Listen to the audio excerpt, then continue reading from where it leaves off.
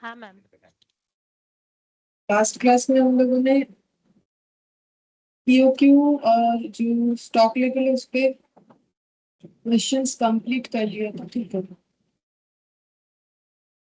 यहाँ पर हम लोग कुछ थ्योरेटिकल पॉइंट पढ़ रहे थे जिसमें एक क्वेश्चन भी है, जैसे कि ये वाला पॉइंट डिस्कस कर रहे थे जो आधा अधूरा है, अभी तक कंप्लीट नहीं हुआ। ये सारा यहाँ जो क्वेश्चंस दिख रहा है ये हम लोग लास्ट क्लास कंप्लीट कर चुके हैं यहाँ से, ठीक है। तो जो टूल्स और टेक्निक्स होता है इन्वेंट्री मैनेजमेंट, जिसमें स्टॉक लेवल होता है, जिसपे क्वेश्चन हम लोगों ने सॉल्व किया लास्ट क्लास, वो शुरू किया था। उसके भी पहले वाले क्लास में सेफ्टी स्टॉक जो है, सेफ्टी स्टॉक भी एक टेक्निक, मतलब सेफ्टी स्टॉक रखने से भी हम लोग अपना इन्वेंट्री अच्छी तरीके से मैनेज कर सकते हैं। ईओक्यू के बारे में पढ़ लिया, ठीक है।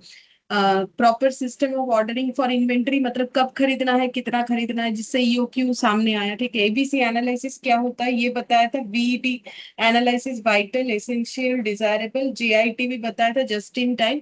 ये तीन बाकी है। इन्वेंट्री टर्नओवर रेशियो क्या होता है, एजिंग शेड्यूल ऑफ इन्वेंट्रीज और परपेचुअल इन्वेंट्री। जिसमें से पहले एबीसी पे एक क्वेश्चन है वो बता देते हैं, उसके बाद बाकी वो तीन बताते हैं। तो एबीसी एनालिसिस जो सिस्टम था उस पे ये क्वेश्चन है, इलास्ट्रेशन 14। तो वो पैटर्न ये था कि हम लोग अपने जो भी मतलब रॉ मटेरियल्स है उसको तीन कैटेगरी में डिवाइड कर सकते हैं कंट्रोलिंग के वजह से। कंट्रोलिंग करने के लिए ए, बी और सी। तो ए कैटेगरी में कौन सा रॉ मटेरियल रखना चाहिए, ए कैटेगरी में बोला गया है कि वो सारे रॉ मटेरियल को रखना है जिसका वैल्यू कम है। वैल्यू मतलब जिसको खरीदा मतलब जिसका वैल्यू कम है, मतलब क्या बोले, मतलब जो उतना महंगा नहीं है, ठीक है। और क्वांटिटी उसका ज्यादा है, क्योंकि जो चीज महंगा नहीं होता है वो हम लोग ज्यादा क्वांटिटी में खरीद सकते हैं, नॉर्मल बात है। और जो ज्यादा महंगा है, ठीक है, तो वो हमेशा लोग कम ही क्वांटिटी में खरीदते हैं, ठीक है।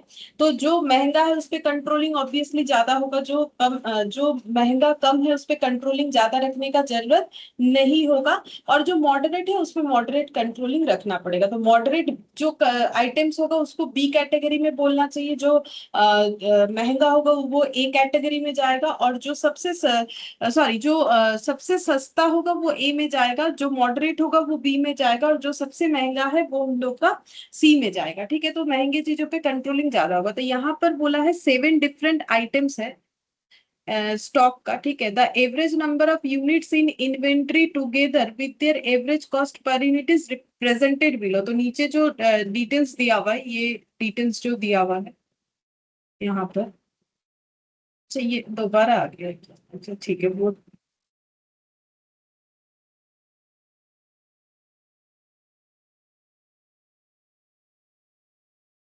क्वेश्चन कहाँ से क्वेश्चन तो लिया था मैंने, 1 मिनट देखते हैं। तो वाला देखते हैं क्वेश्चन तो होना चाहिए, मैंने लिया।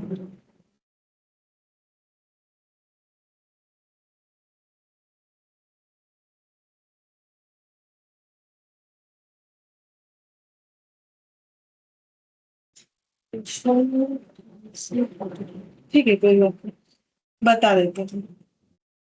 So ABC Limited has different items in its inventory. The average number of units in inventory together with their average cost per unit is presented below. ठीक है। तो जो डेटा है वो कुछ ऐसा है, ठीक है। वो मुझे ठीक करना था, हम भूल गए इसको ठीक करना, ठीक है। इसमें ऐड ऑन कर देंगे, ये कंप्लीट हो जाने तो पूरा ऐड ऑन कर देंगे। अभी एक बार लिख लो, ज्यादा नहीं लिखना है। क्वेश्चन में वो जो टेबल है वो मिसिंग हो गया है, ठीक है। तो यहाँ पर ये 7 आइटम्स का जो बात हो रहा है ना, तो प्रेजेंटेड बिलो वही हम बता दे रहे हैं कि क्या दिया हुआ है इसमें। Average number of unit in inventory, average number of unit in inventory 25,000, 25,000, 70,000, 30, 10,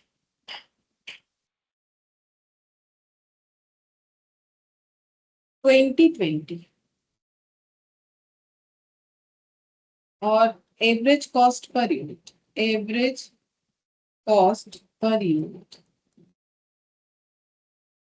12, 4, 4, 15, 12, 4, 4, 15, 110, 50, 110, 50 और 3, ठीक है। बस ये टेबल जो है ये ऐड ऑन करना पड़ेगा पीडीएफ में।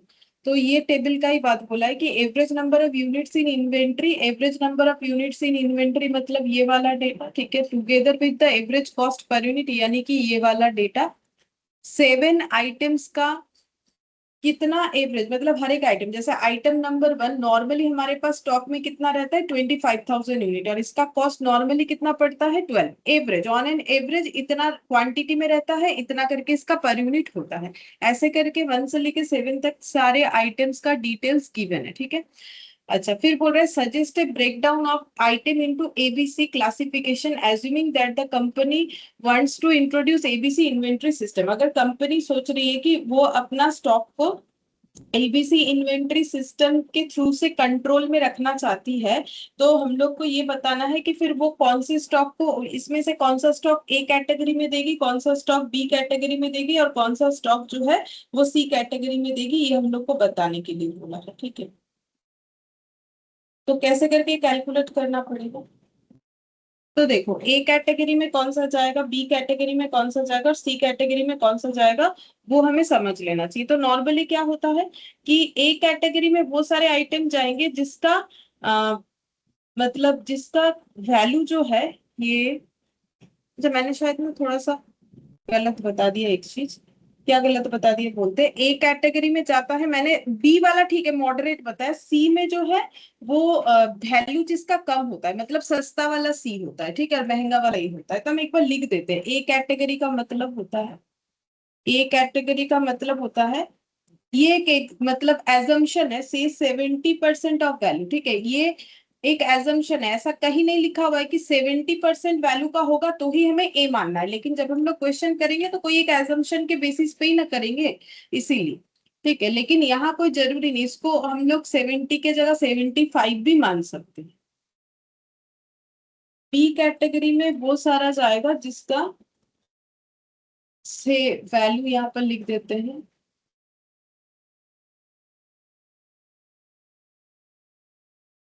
20% ऑफ वैल्यू, और सी कैटेगरी में जाएगा,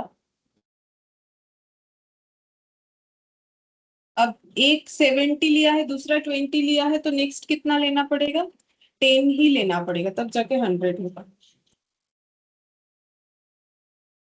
तो ऐसे करके हमें आइडेंटिफाई करना पड़ेगा। तो ये हम लोगों ने एक जो है कैटेगरी अपने हिसाब से बना लिया कि ए का मतलब वो सारे स्टॉक जिसका वैल्यू होगा 70% ऑफ वैल्यू, 20% ऑफ वैल्यू और 10% ऑफ वैल्यू। एक बार हम पढ़ लेते हैं, मुझे ए और सी में थोड़ा कंफ्यूजन हो जा रहा है बार बार कि हम पहले ठीक बोले थे कि अभी भूल गए, हम एक बार देख लेते हैं, ए मतलब कौन सा, बी तो मॉडरेट वाला है, इसमें कोई प्रॉब्लम नहीं, देख लेते हैं।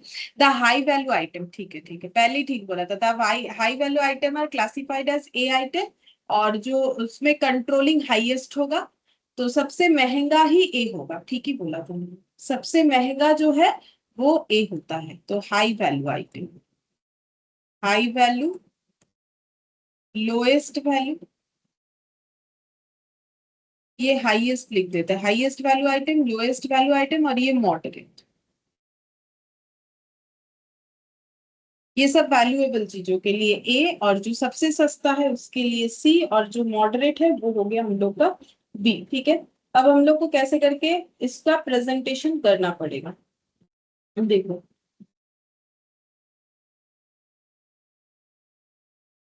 वैसे इसका कोई रूल्स नहीं है, जैसा चाहे हम लोग कर सकते हैं, फिर भी एक प्रेजेंटेशन तो हमें दिखाना चाहिए, ठीक है। तो सबसे पहले हम लोग क्या करेंगे, सबसे पहले हम लोग वैल्यू निकाल सकते हैं इन्वेंट्री का जो है, या फिर एक ही टेबल के अंदर वैल्यू भी निकाल सकते हैं अगर चाहे, ठीक है।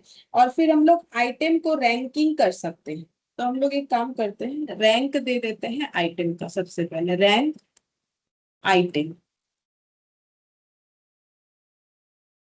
और यहाँ पर लिख देते हैं per unit cost, percentage of total,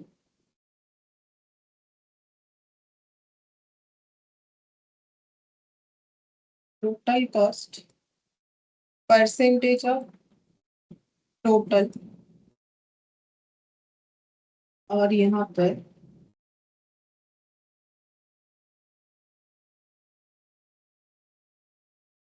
category ऐसे भी दे सकते हैं, या फिर रैंक को एकदम एंड में चाहे तो वैसा भी लिख सकते हैं। देखते इससे बेटर प्रेजेंटेशन को बनेगा। कोई रूल्स तो बता नहीं, जैसा चाहे हम लोग दिखा सकते, बस हम लोग को बताना है ए में कौन सा आइटम जाएगा, बी में कौन सा आइटम जाएगा और सी में कौन सा आइटम।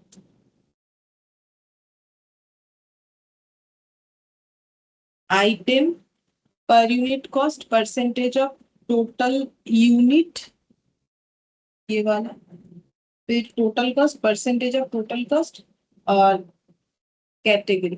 रैंक को इधर नहीं देंगे ना, रैंक को इधर देंगे, इधर लिखने से प्रॉब्लम है, इधर लिख देता हूँ, यहाँ पर लिख देते हैं रैंक, रैंकिंग।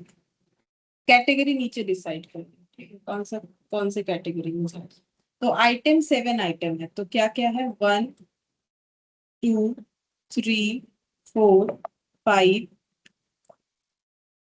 6 और 7, ठीक है। अच्छा, अब एवरेज यूनिट है हम लोग का, ये तो पर यूनिट कॉस्ट है, 12 4 4 15 110 50 और 3।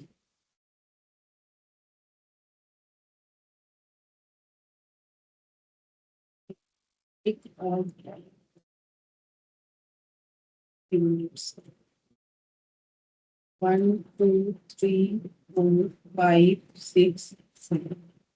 पहले यूनिट लिख लेते हैं, 25 25 70 30 10 20 20 25 25 70 30 10 20 70 30 10 20 और 20। पर यूनिट कॉस्ट है 12 4 4 15 110, 12 4 4 15 110 50 और 3, 110 15 और 3, ये आ गया 50। अच्छा 50 है।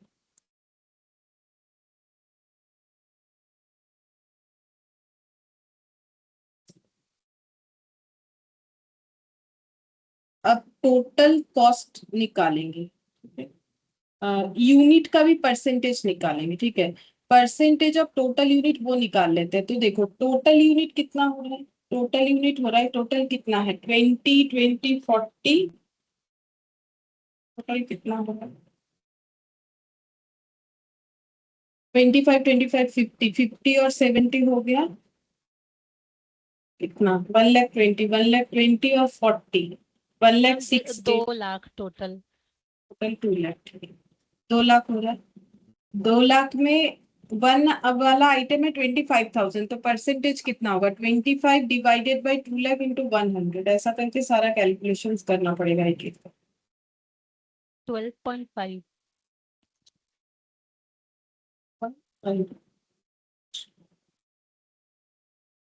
12.5%, ठीक है। फिर 25, फिर ये वाला भी 12.5 होगा, same data. 70 by 2 lakh, 70,000 divided by 2 lakh, 35%। 35%। फिर 30 बाई 2 लाख इंटू 100, 30,000 मतलब 30 मतलब 30,000 डिवाइडेड कितना, 15। 50। फिर इसके बाद 10,000 divided by 2 lakh into 100, 5%।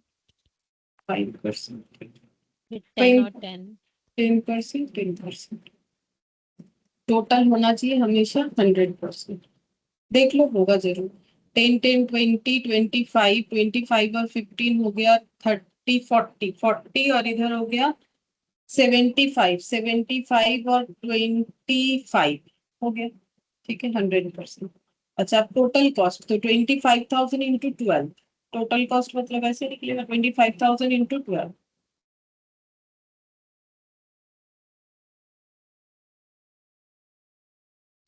3 lakh. 25,000 into 4, 1 lakh. 70,000 into 4, 2 lakh 80. सोच 50. 4 lakh.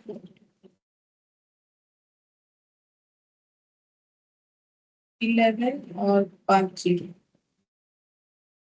11 lakh. 10 lakh. 60,000. टोटल कितना हो जाएगा? 3 lakh और 1 lakh, 4 lakh, 4 2 4 5 6 lakh, 6 lakh और 4 lakh, 10 lakh, 10 lakh और इधर 50 होने से 11 lakh, इधर 30 बच गया. 11 11 22 lakh 30, 22 lakh 30 और 60, 22 lakh 90, 22 और 10 मतलब 32 lakh 90,000. 32 लाख 90,000. अब परसेंटेज निकालना पड़ेगा टोटल कॉस्ट के हिसाब से. ठीक है, तो फिर out of 12 lakh 32 lakh 90,000 one item है 3 लाख, तो 3 lakh divided by 32 lakh 90 into 100 कितना?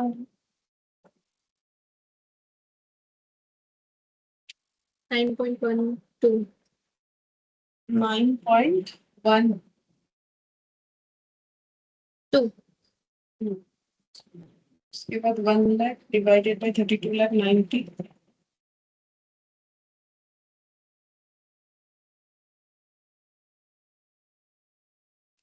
3.04.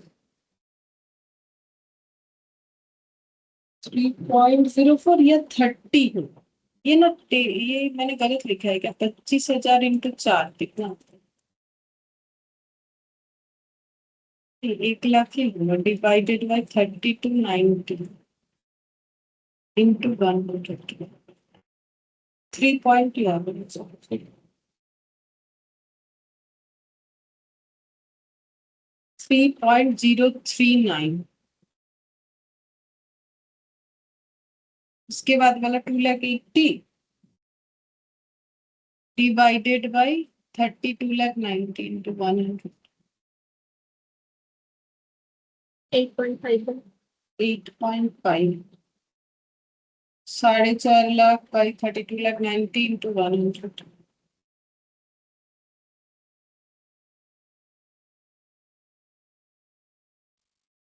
13.68. 13.68 मतलब 7 का.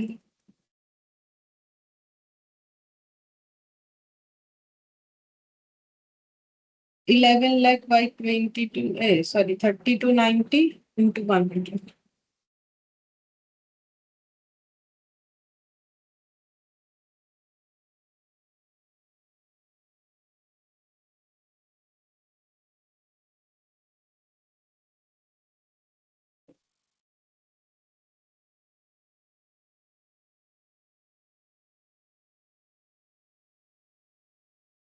Thirty three point four three.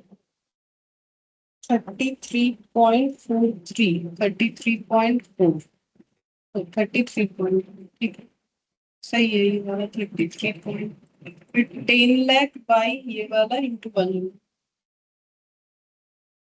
30.4 30.1.8 और लास्ट वाला 1.82 आ रहा है. वो भी लिख सकते हैं, इसमें कोई प्रॉब्लम नहीं है. अब ये ऐड करके 100% होना चाहिए हमेशा.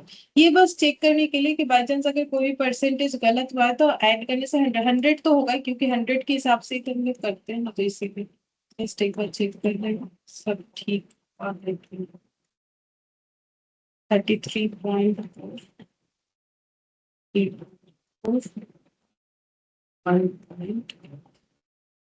ऐसा बनना है. कम आया को अप्रोक्सीमेशन के वजह से 0.0. ठीक है, किसी भी एक डेटा का थोड़ा कम ज्यादा करने से आ जाएगा, कोई प्रॉब्लम नहीं इसमें, ये इतना रहने देते हैं.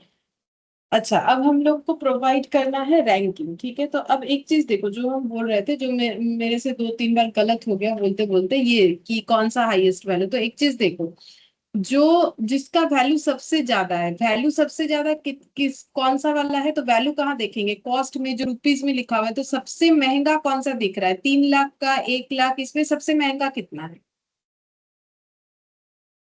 11। बाकी सब तो इससे कम ही है, सबसे महंगा 11 लाख है, ठीक है। अब देखो यहाँ पर ये 33.4% क्या परसेंटेज डिफाइन कर रहा है, कि पूरा जो कॉस्ट इनकर्ड हुआ है इन्वेंट्री का, ये 7 आइटम परचेस करने में, उसमें सबसे ज्यादा कॉस्ट इनकर्ड हुआ है 11 लाख, इसीलिए ये 33.4% है। तो इसका क्वांटिटी देखो सबसे कम होगा, 5% है बस, टोटल 100% का 5% ही ये आइटम हमारे पास अवेलेबल है, देखो सबसे कम यही वाला है, ठीक है। या क्वांटिटी में यहाँ पर वो परसेंटेज के हिसाब से, यहाँ पर देखो 10,000, तो ये जो कॉलम है इसमें सबसे कम 10,000 ही दिख रहा है, तो ये ए कैटेगरी में जाएगा, ठीक है। तो अब हम लोग को रैंकिंग दे देना है, हम लोग रैंकिंग देने के बाद जो है कैटेगरी फाइंड आउट कर लेते हैं, चलो। तो कैसे करके रैंकिंग देंगे, देखो जो सबसे महंगा है उसको 1 दे देते हैं, ठीक है, जो सबसे महंगा है उसको 1 दे देते हैं, सबसे महंगा कौन सा वाला है, 11 लाख, फिर उसके बाद नेक्स्ट जो टेन है लाख वो, वाला यानी ये 2 हो जाएगा, इसके बाद कौन सा आ जाएगा, 13.7% वाला 4.5 ये 3 होगी, फिर 3, 9%, 4, फिर 8.5, 5, फिर 3। 6 और ये 7। ये हम लोगों ने रैंकिंग दे दिया। अब हम लोग को जो है इसका कैटेगरी डिफाइन करना है, ठीक है। अब देखो उसके लिए मैंने पहले ही बोला है कि हमें एक एजम्पशन लेना पड़ेगा, तो ये एजम्पशन हमें क्वेश्चन में भी दिखाना पड़ता है, ठीक है। तो एजम्पशन यहाँ भी लिख सकते हो, ये टेबल बनाने के बाद भी लिख सकते हो। तो मैंने एजम्पशन ये लिया है ए कैटेगरी में, जो 70%। अब देखो परसेंटेज के हिसाब से वैल्यू लिख सकते हो, या फिर अपना जो है एक रेंज जो है क्वांटिटी, मतलब क्वांटिटी बोल रहा है, मतलब रुपीज में भी दिखा सकते हैं, ये तो परसेंटेज लिखा है, हम लोग चाहे तो रुपीज में भी दिखा सकते हैं, कि जैसे 50,000 ए के लिए दिखा दिया, वैसे 50,000 क्या दिखा, ये तो काफी ज्यादा है, तो हम लोग का सबसे हाईएस्ट तो 11 लाख हो रहा है, तो एक काम कर सकते हैं हम लोग, इसको 15 लाख दिखा सकते हैं, कि जो आइटम 15 लाख है, ठीक है, विद इन 15 लाख है, या फिर हम लोग ऐसा बोल सकते हैं जो आइटम इसमें हम लोग कितना कितना लगाए, तो देखो हम लोगों ने ये 20% दिया है ना, तो टोटल वैल्यू मतलब कैसे डिसाइड कर सकते हैं, अगर रुपीज में लिखना है तो टोटल कॉस्ट है 32,90,000, 32,90,000 का 70% मतलब कितना होता है, 32,90,000 का 70% मतलब कितना होता है, ये हो गया हम लोग का 23,03,000, मतलब जो आइटम हम लोग का, अब 23 लाख का तो हमारा कोई आइटम है नहीं, ठीक है। तो हम लोग बोल सकते हैं जो आइटम हम लोग का 11 लाख एंड एबव है, 11 लाख एंड एबव है, ठीक है, वो आइटम को हम लोग ए कैटेगरी में देंगे, ऐसा भी लिख सकते हैं, ठीक है। तो कोई भी एक तरीके से लिख सकते हैं, या तो परसेंटेज में लिखो या फिर ऐसा लिखो, ठीक है। अब देखो नेक्स्ट टेबल बना लेते हैं, कैसे करके हम लोग यहाँ पर लिखेंगे, तो यहाँ लिखते हैं रैंकिंग, नेक्स्ट टेबल ऐसे बनाएंगे, यहाँ लिखेंगे आइटम नंबर, यहाँ लिख देंगे परसेंटेज ऑफ टोटल यूनिट, यहाँ लिख देंगे cost, percentage of total cost, और यहाँ पर कैटेगरी।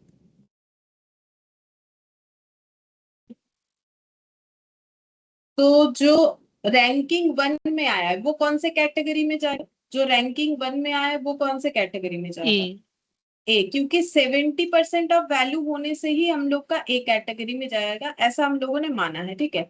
तो इसमें हम लोग यहाँ पर लिखते, तो वैसे 70% कोई आया नहीं है, हम लोग अपना एजम्पशन थोड़ा सा ठीक कर लेते, चलो यहाँ पर पहले लिख देते हैं फिलहाल, यहाँ पर 1 आइटम आएगा ए कैटेगरी में, और कौन कौन सा आ सकता है, तो परसेंटेज को हम लोग थोड़ा चेंज कर ले, क्योंकि मैंने वो तो इन जनरल लिख दिया था, इस क्वेश्चन के हिसाब से लिखना है, ये तो एजम्पशन मैंने इन जनरल लिखा है कि इस तरीके से एजम्पशन लिखना चाहिए, बट इस क्वेश्चन के लिए लिखोगे तो कितना कितना डिसाइड करने से सही रहेगा, कितना कितना लिखे, देखो 70% तो कहीं आया नहीं है ना, इसीलिए हम बोल रहे हैं, यहाँ पर मैंने माना है सेवेंटी थोड़ा परसेंट 50% थोड़ा या कम कर लेते हैं, 40%। ठीक है, ऐसे कर लेते हैं, तो हम लोग का 1, ये 33 आया है, तो हम लोग इसको कितना लिखे थे, 33, और ये ये बाकी परसेंटेज खुद से अज्यूम करना होगा। हाँ खुद से अज्यूम करना है, खुद से अज्यूम करना है। कैटेगरी जैसे 7 चीजें हैं तो एटलीस्ट हम एक कैटेगरी में 3 चीज तो लिखेंगे, 3 आइटम, है ना? मतलब लोएस्ट क्या है, लोएस्ट वाला यहाँ पर देखने से ही पता चलेगा। एक तो है 1.8। 1 2% 3% और एट पॉइंट हाँ फाइव तो परसेंट डिफरेंस दिख रहा है ना, जैसे ये 30-30, ये सब एक कैटेगरी में ही जाना चाहिए। जो हाँ, 30 है वो एक कैटेगरी में, वो सिमिलर तो नहीं दिख रहा लोएस्ट है। वाला कैटेगरी को 10% ले लेते हाँ तो हैं। ये जो 1 और है 3 है, हाँ उसको 10 ले लेंगे। 1 है 3 है और हाँ, 8.5 और 9 वो भी चारों फिर 10 वाले में आ जाएगा। हाँ 8.9 और 8.5 8.5 और और नाइन पॉइंट 9.12, वन ये टू सब हम लोग सी में ले लेते बी हैं। में फिर आ बी, जाएगा। बी में बचा बी एक में ही। खाली अबव 10%। हाँ वैसे लेना पड़ेगा, तो वो जैसा क्वेश्चन रहेगा उस हिसाब से कैटेगरी को सेट कर लेंगे, ठीक है। तो यहाँ पर फिर कितना कितना लिखे ए कैटेगरी के लिए? ए के लिए 50 एंड अबव। 50% ऑफ वैल्यू लिख देते हैं। और इसके लिए, और इसके लिए लास्ट वाला 10 और सेकंड वाला मतलब लास्ट वाला विद इन 10, 10 से भी कम। और बी वाला मोर देन 10 क्योंकि हम लोग का वो 13 पॉइंट नहीं, समथिंग है ना। ये टोटल 100 मैच करना चाहिए। अगर ये वो 50 अच्छा होगा अच्छा। ये तो ये 50 से ज्यादा लिखना पड़ेगा, नहीं तो मैच नहीं कर पाएंगे। क्योंकि ये 50 होगा, ये 40 कर देते हैं तब क्या। चलो ये 40 कर देते हैं, वो भी चलेगा। ये कर देते हैं 50%, हाँ 50 40 और 10। बी कैटेगरी में तो कुछ नहीं आएगा। 40% होने से नहीं आ रहा है क्या? नहीं।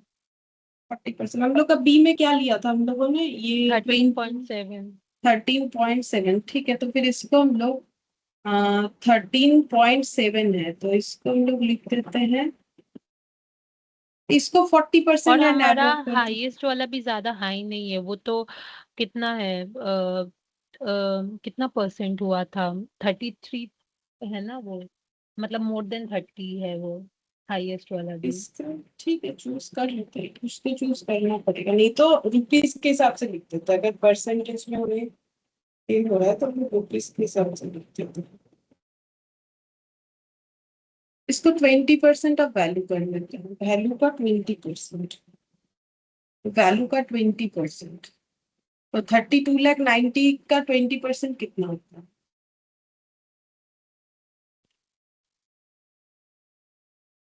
6,58,000 के कैटेगरी में जो आएगा, 6,58,000।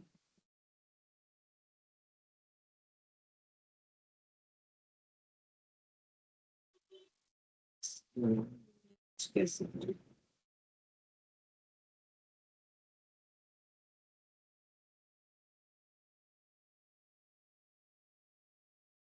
अगर रुपीस में भी तो नहीं हो जाता,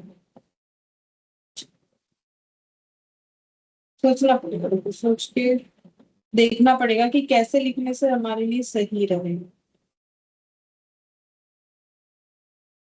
सबसे कम वैल्यू कितना है? सबसे कम वैल्यू का सामान है इधर 3 लाख, एक 1 लाख, 2,80,000, हाँ, और एक 4,500, ऑब्जर्वेशन बोलूं। 60,000, 60,000। हाँ देखते एक मिनट रुको, 60,000 सी में हम लोगों ने क्या क्या माना है वो पहले यहाँ पॉइंट आउट करते हैं। ये हम लोगों वही, ने और एक ऑब्जर्वेशन बोल रही थी, जैसे पर यूनिट कॉस्ट देखते हैं, पर यूनिट कॉस्ट और थोड़ा सा साथ में यूनिट्स, यूनिट्स भी। तो हमारा ये जो वही 3 रुपीज और 4 4 रुपीज वाला है, तो ये क्लियरली सी कैटेगरी हो गया। और जो नहीं, वन वैसे हंड्रेड नहीं होगा टेन ना, ये क्वांटिटी के ऊपर डिपेंड कर रहा है, रेट के ऊपर तो नहीं करेगा ना, रेट के साथ तो नहीं कर सकते, मतलब ये टोटल में देखना पड़ेगा। 4 रुपए वाला अगर हम लोग 10,000 यूनिट लेंगे तो 40,000 ही होगा, जबकि 3 रुपए वाला लेंगे तो 60,000 हो जाएगा ना, तो हम लोग को टोटल में देखना पड़ेगा। अच्छा, टोटल को। तो एक कैटेगरी में हम लोगों ने कौन कौन सा आइटम लेना है, एक कैटेगरी पहले वो डिसाइड कर लेते हैं, तो चलो एक कैटेगरी में अभी हम लोगों ने देखा था 33, ये वाला ए हाँ, और ये वाला 33। ए मानेंगे। और सी में चला जाएगा, बाकी सब बी में एक ही आया था 22, सॉरी 22 नहीं, कितना, 30। 13.7, ये बी आया था, बाकी ये सी सी सी सी आया। ठीक है, तो सी का 1.8%, 3% और 8.5% और 9.12, मतलब ये 10% बोल सकते हैं, ठीक है, से विद इन 10% ऑफ वैल्यू, ये वाला तो 10%, और बी हो रहा है 13.7, मतलब विद इन 20%, ठीक है, विद इन 20%, 20 और ये 10, 30 होने से फिर ये 70% में हो तो जा रहा है इसमें, जो एजम्पशन लिया था उसी पे हो जा रहा है, हो जाएगा। 70% of value, 20% of value, 10% of value, वही हो रहा है। देख लो सी वाला जो है विद इन 10% ही आ रहा है। सी में देखो 9.12, 3, 8.5 और 1.8 सभी विद इन 10% आ रहा है। बी जो है 13.7 विद इन 20% आ रहा है, और बाकी ए जो है वो हमारा 70% ऑफ वैल्यू विद इन 70% होना चाहिए, तो विद इन 70% में हम लोग का 33.4 और 30.4 तो आ ही जा रहा है, ठीक है। तो ये जो एजम्पशन लिया था उसी पे हो जाएगा उसी पे, प्रॉब्लम क्या है, बन जाता है उसी पे, तो हो जाएगा, ठीक है। पता नहीं मुझे क्यों ऐसा लगा कि उस पे नहीं होगा, ठीक है, तो इसी पे बन जाएगा। अब हम लोग यहाँ पर लिख लेते हैं रैंकिंग। तो रैंकिंग जो है, ए कैटेगरी का रैंकिंग के हिसाब से हम लोग का कौन कौन सा आइटम फिर जा रहा है, 1 और 2। रैंकिंग जो है उसका आइटम नंबर कितना है, उसका आइटम नंबर है 5 और 6, ठीक है।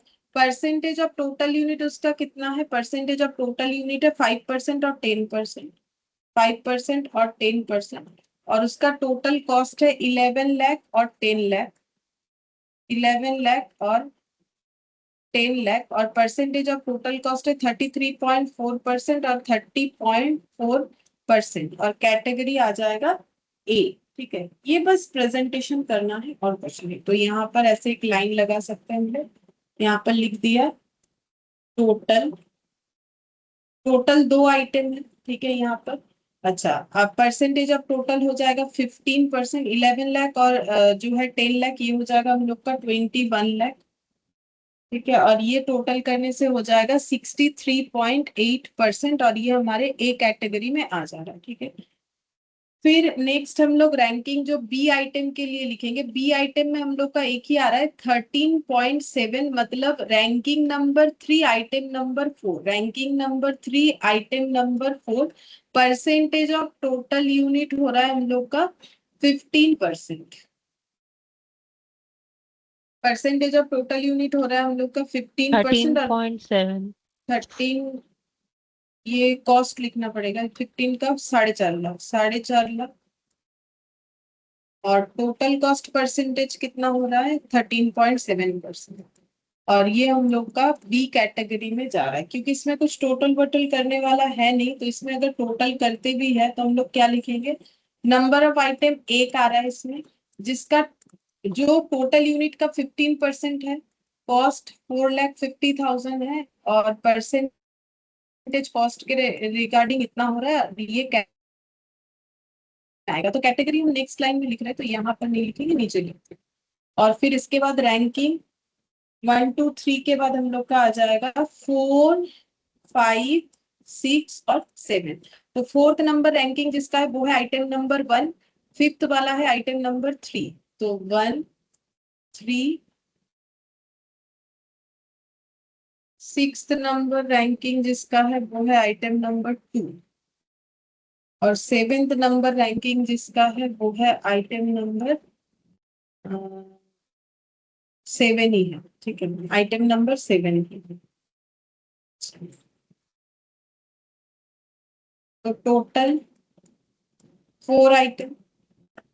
अच्छा, परसेंटेज ऑफ टोटल यूनिट, ठीक है, तो यूनिट किस किस का लिखना है, 4 5 6 7, मतलब 1 3 2 7, 1 मतलब हो गया 12.5%, 1 मतलब 12.5%, 3 मतलब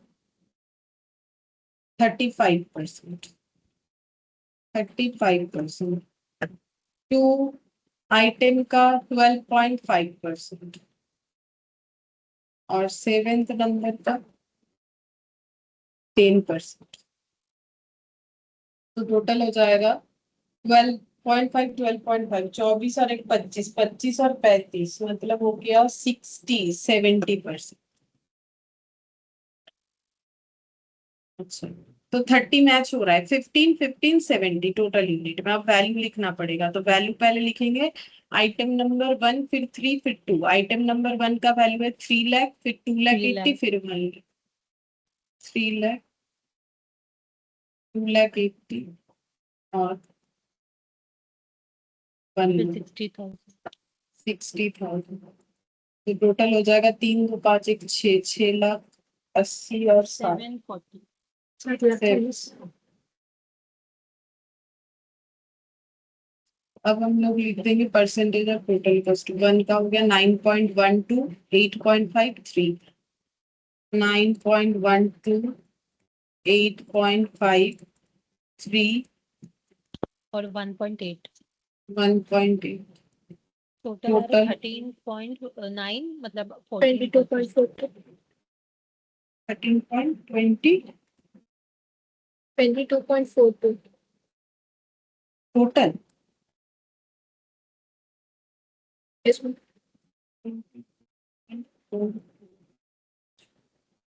और ये कैटेगरी सी में आ रहा है। तो ये देखो, एक चीज तो दिख रहा है मुझे, ये परसेंटेज ऑफ टोटल यूनिट तो मैच हो गया। 15 15 और 70, तो 15 15 30 30 70 100% होता है।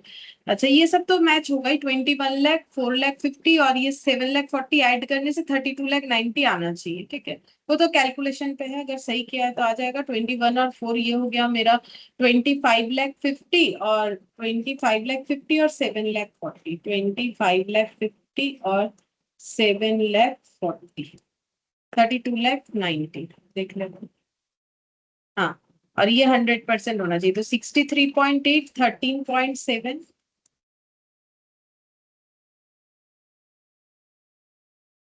प्लस 22.4।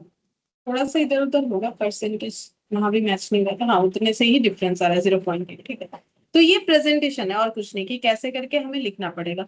हमेशा ए का वैल्यू के हिसाब से जब लेंगे तो वो ज्यादा लेना है। ठीक है, तो नॉर्मली 70% 60% ऐसे, तो ऐसे लेना है ताकि ये टोटल को करके हमेशा 100 आए। तो सी वाला 10% ही होता है, बी वाला 20 से 25 लिख सकते हैं, और ये वाला हम लोग 70 से 75। तो जो भी लिखेंगे टोटल करके हमारा 100% आना चाहिए। ठीक है, तो उसके हिसाब से, तो ऐसा अगर क्वेश्चन रहा तो हम लोग आराम से कर सकते हैं। प्रेजेंटेशन ये करेंगे तो सही रहेगा। ठीक है, इस तरीके से आराम से हम लोग एबीसी कैटेगरी में डिफाइन कर सकते हैं। अच्छा, अब नेक्स्ट जो थ्योरी हम लोग का बाकी था वो बता देते हैं। नेक्स्ट ये वाला हम लोग का पीटी वेद मैंने बता दिया था। इन्वेंट्री टर्नओवर रेशियो ये बता देते हैं। देखो, इन्वेंट्री टर्नओवर रेशियो का मतलब क्या होता है?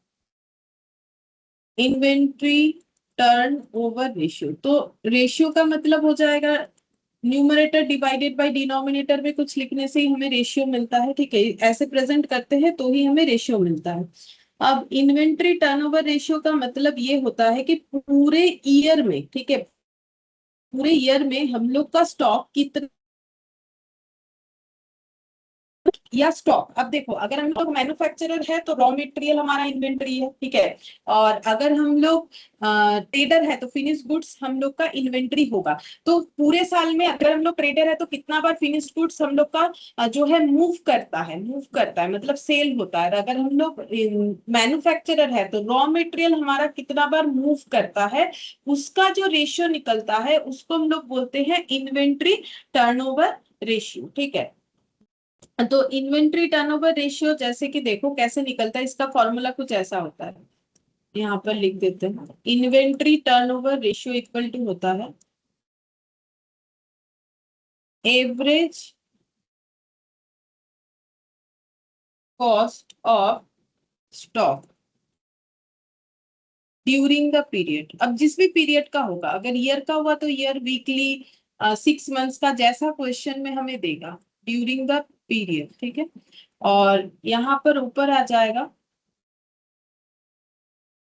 कॉस्ट ऑफ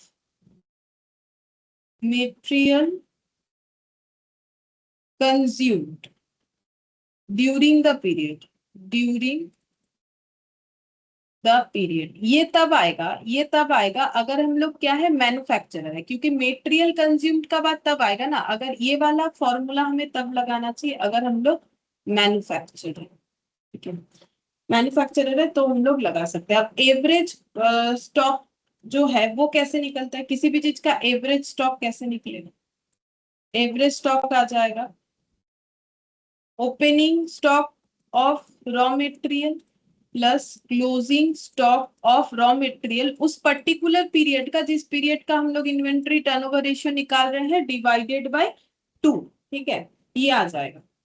अच्छा, और अगर हम लोग इसमें और एक चीज भी कैलकुलेट करने बोल सकता है, इस रेशियो से निकल जाता है average number of days of inventory holding. ठीक है, मतलब कितने दिन हमारे पास इन्वेंट्री होल्ड में रहता है, तो वो कैसे निकलेगा? अगर हम लोग डेज में निकालना चाहते हैं तो 365 डेज, अगर मंथ में निकालना चाहते हैं 12 मंथ, अगर वीक में निकालना चाहते हैं तो 52 वीक, मतलब 1 ईयर का वैल्यू मैंने बताया। 1 year equivalent to 365 days, 12 month, 52 week.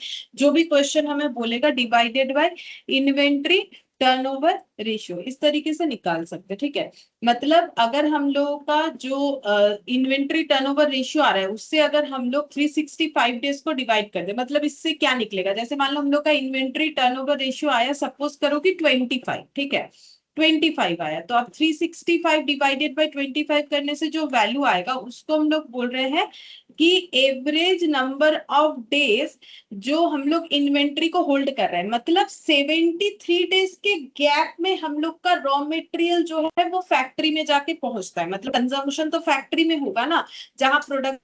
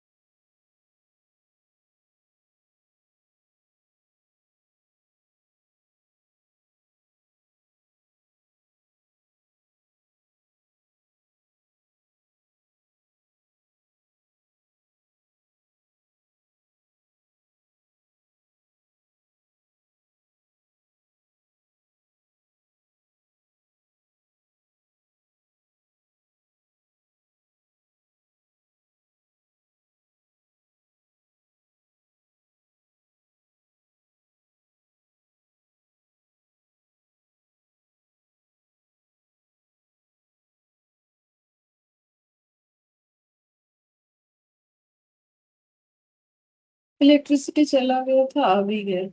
ठीक है,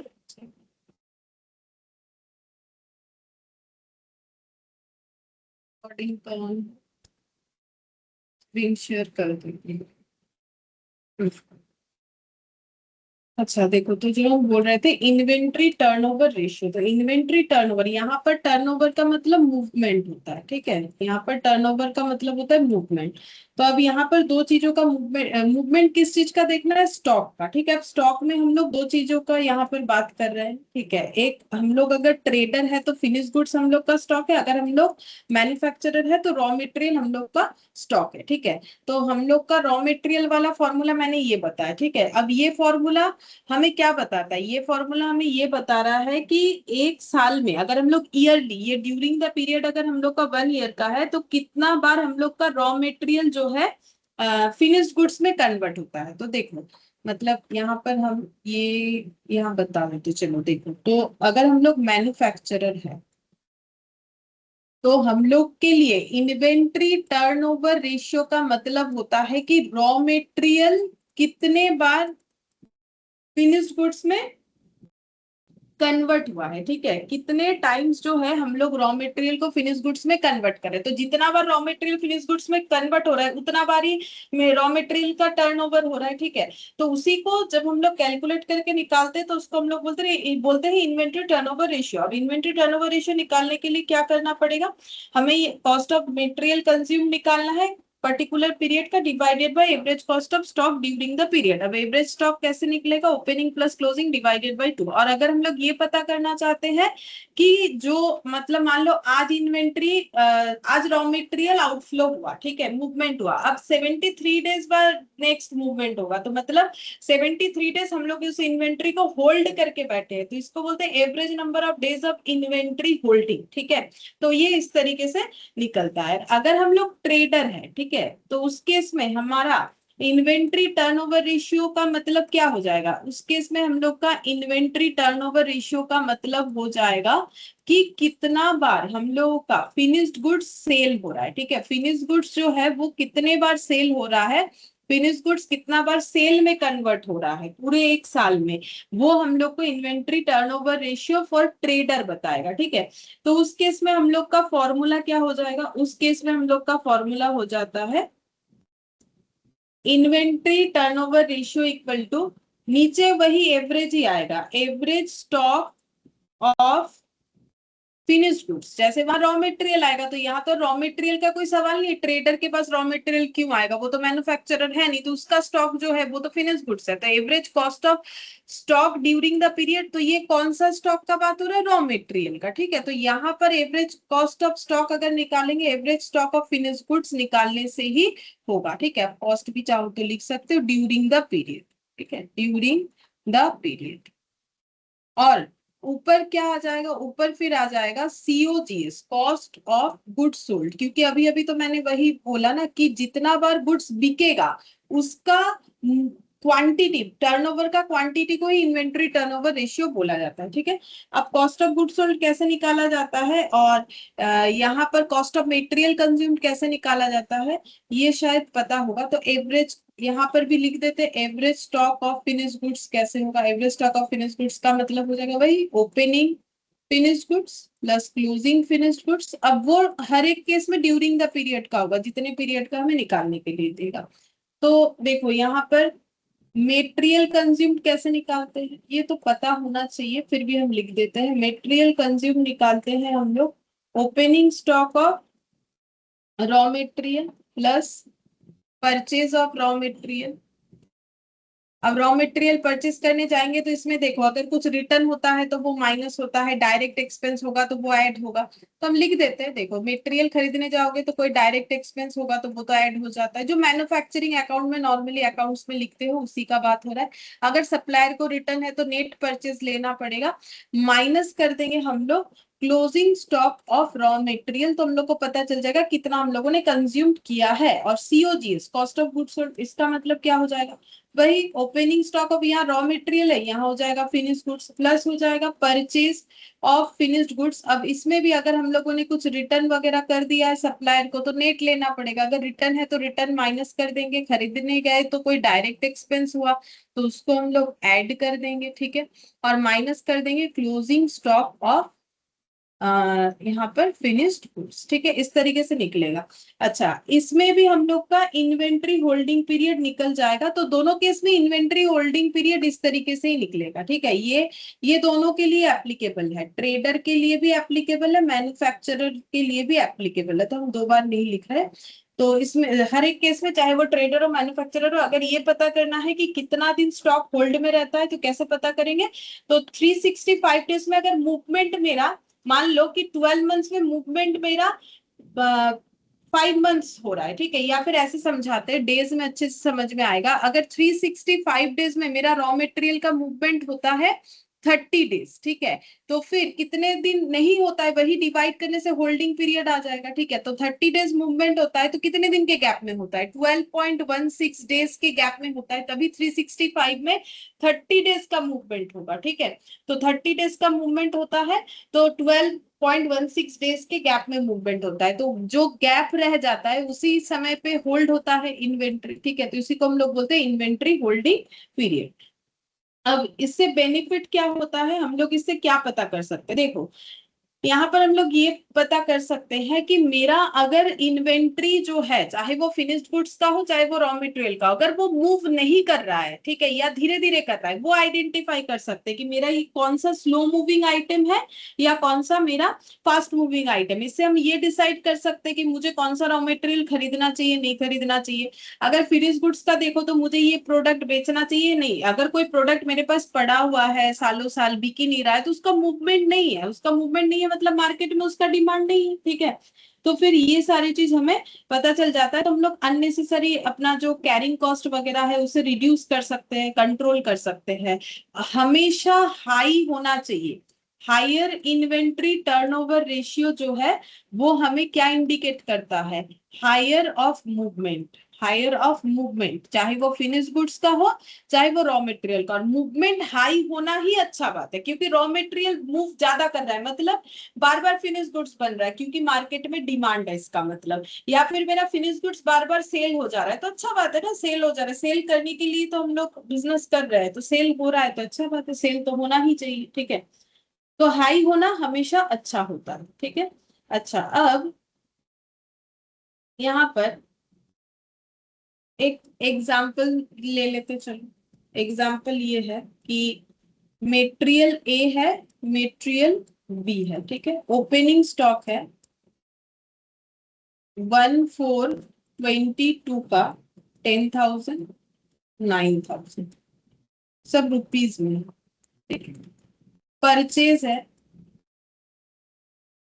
52,000 और 27,000, और क्लोजिंग स्टॉक है 31 मार्च 22 का 23 होगा, ये अगर 22 है तो ये 23 लिखेंगे, 6,000 और 11,000, ठीक है। तो हम लोग को फाइंड आउट करना है, calculate inventory turnover ratio and comment,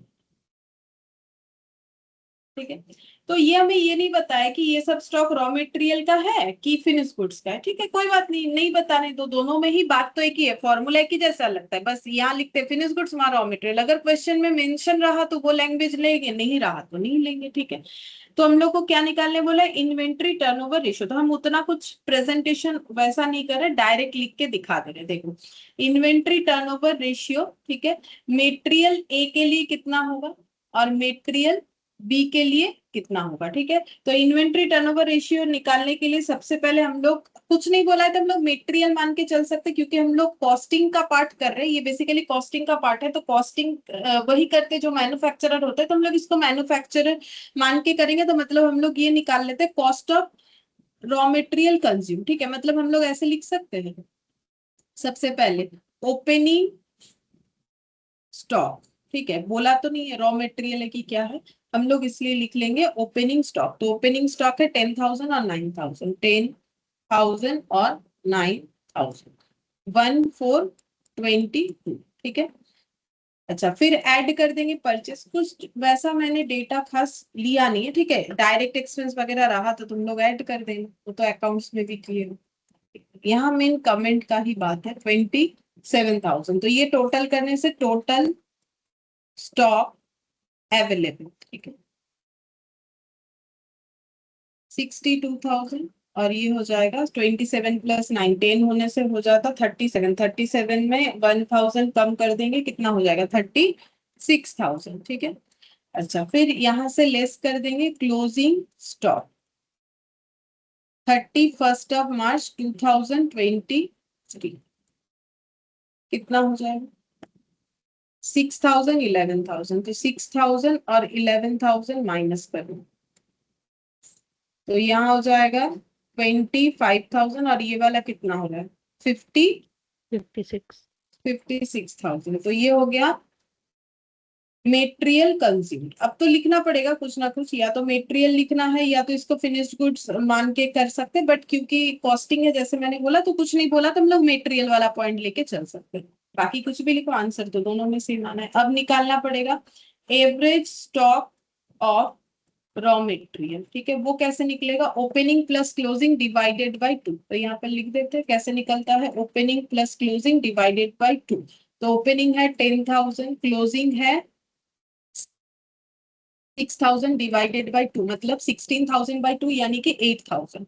ये वाला ओपनिंग है 9,000, क्लोजिंग है 11,000 डिवाइडेड बाय 2, मतलब 20,000 बाई 2 यानी कि 10,000 हो गया, ठीक है। अब हम लोग निकालेंगे इन्वेंट्री टर्नओवर रेशियो। ये कैसे निकलता है, ये निकलता है रॉ मटेरियल कंज्यूम, मैंने शॉर्ट में लिखा है, ठीक है, average stock of raw material, ठीक है।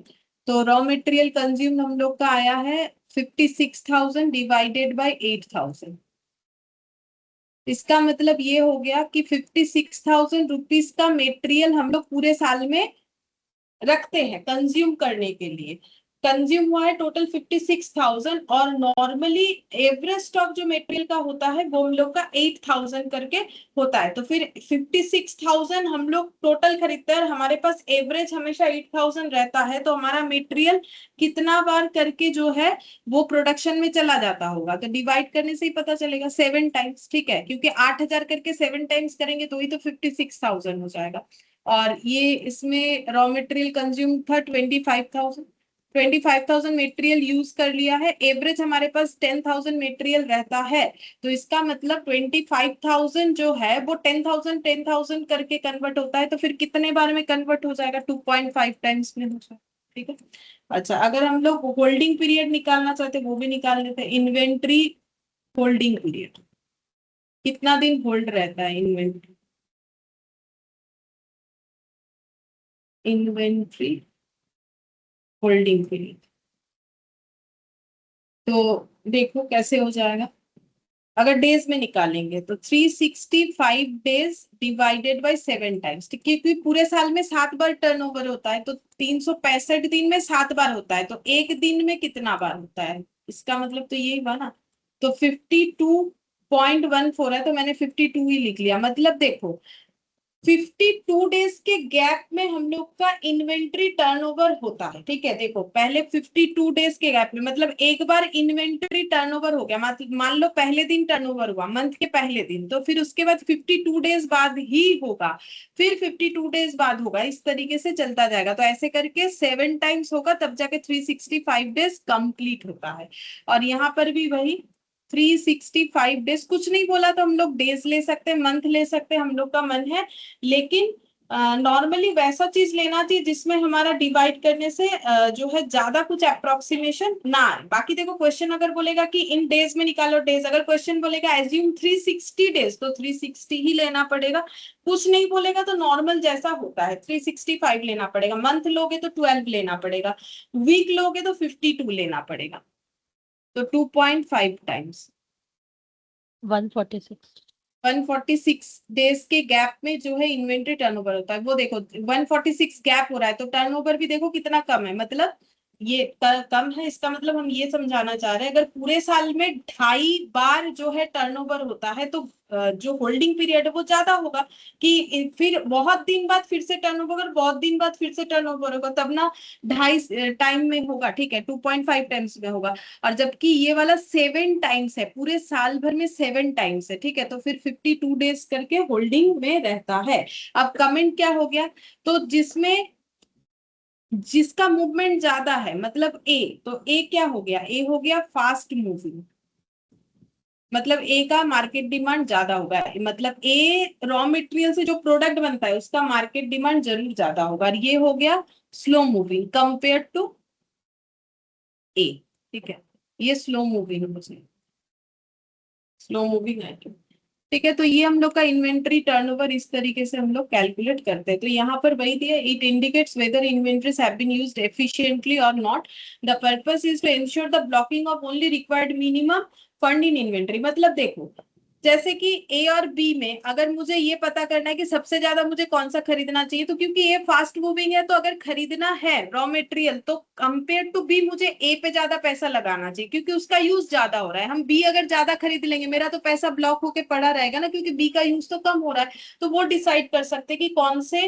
इन्वेंट्री में हमें कितना पैसा लगाना चाहिए, ठीक है। फिर इन्वेंट्री कन्वर्जन पीरियड में ऑल्सो भी calculated to find the average time taken for clearing the stock, जो मैंने बोला कि 73 डेज के ये वाला 52 डेज के गैप में मेरा इन्वेंट्री क्लियर होता है, 146 डेज के गैप में क्लियर होता है, क्योंकि ये स्लो मूविंग है तो इसमें होल्डिंग ज्यादा होता है, होल्ड ज्यादा रहता है। तो वही यहाँ पर बता रहा है, यहाँ सीओजीएस और एवरेज वैल्यू ऑफ इन्वेंट्री लिखा है, तो सीओजीएस तो नॉर्मली ट्रेडर के केस में लिखना चाहिए, और जो हम लोग का ये है क्या बोलते हैं उसे, मैन्युफैक्चरर है, तो उसके लिए लैंग्वेज होना चाहिए मेटेरियल कंज्यूम्ड, ठीक है, क्योंकि वो मेटेरियल होता है उनका स्टॉक और इसका फिनिश गुड्स होता है।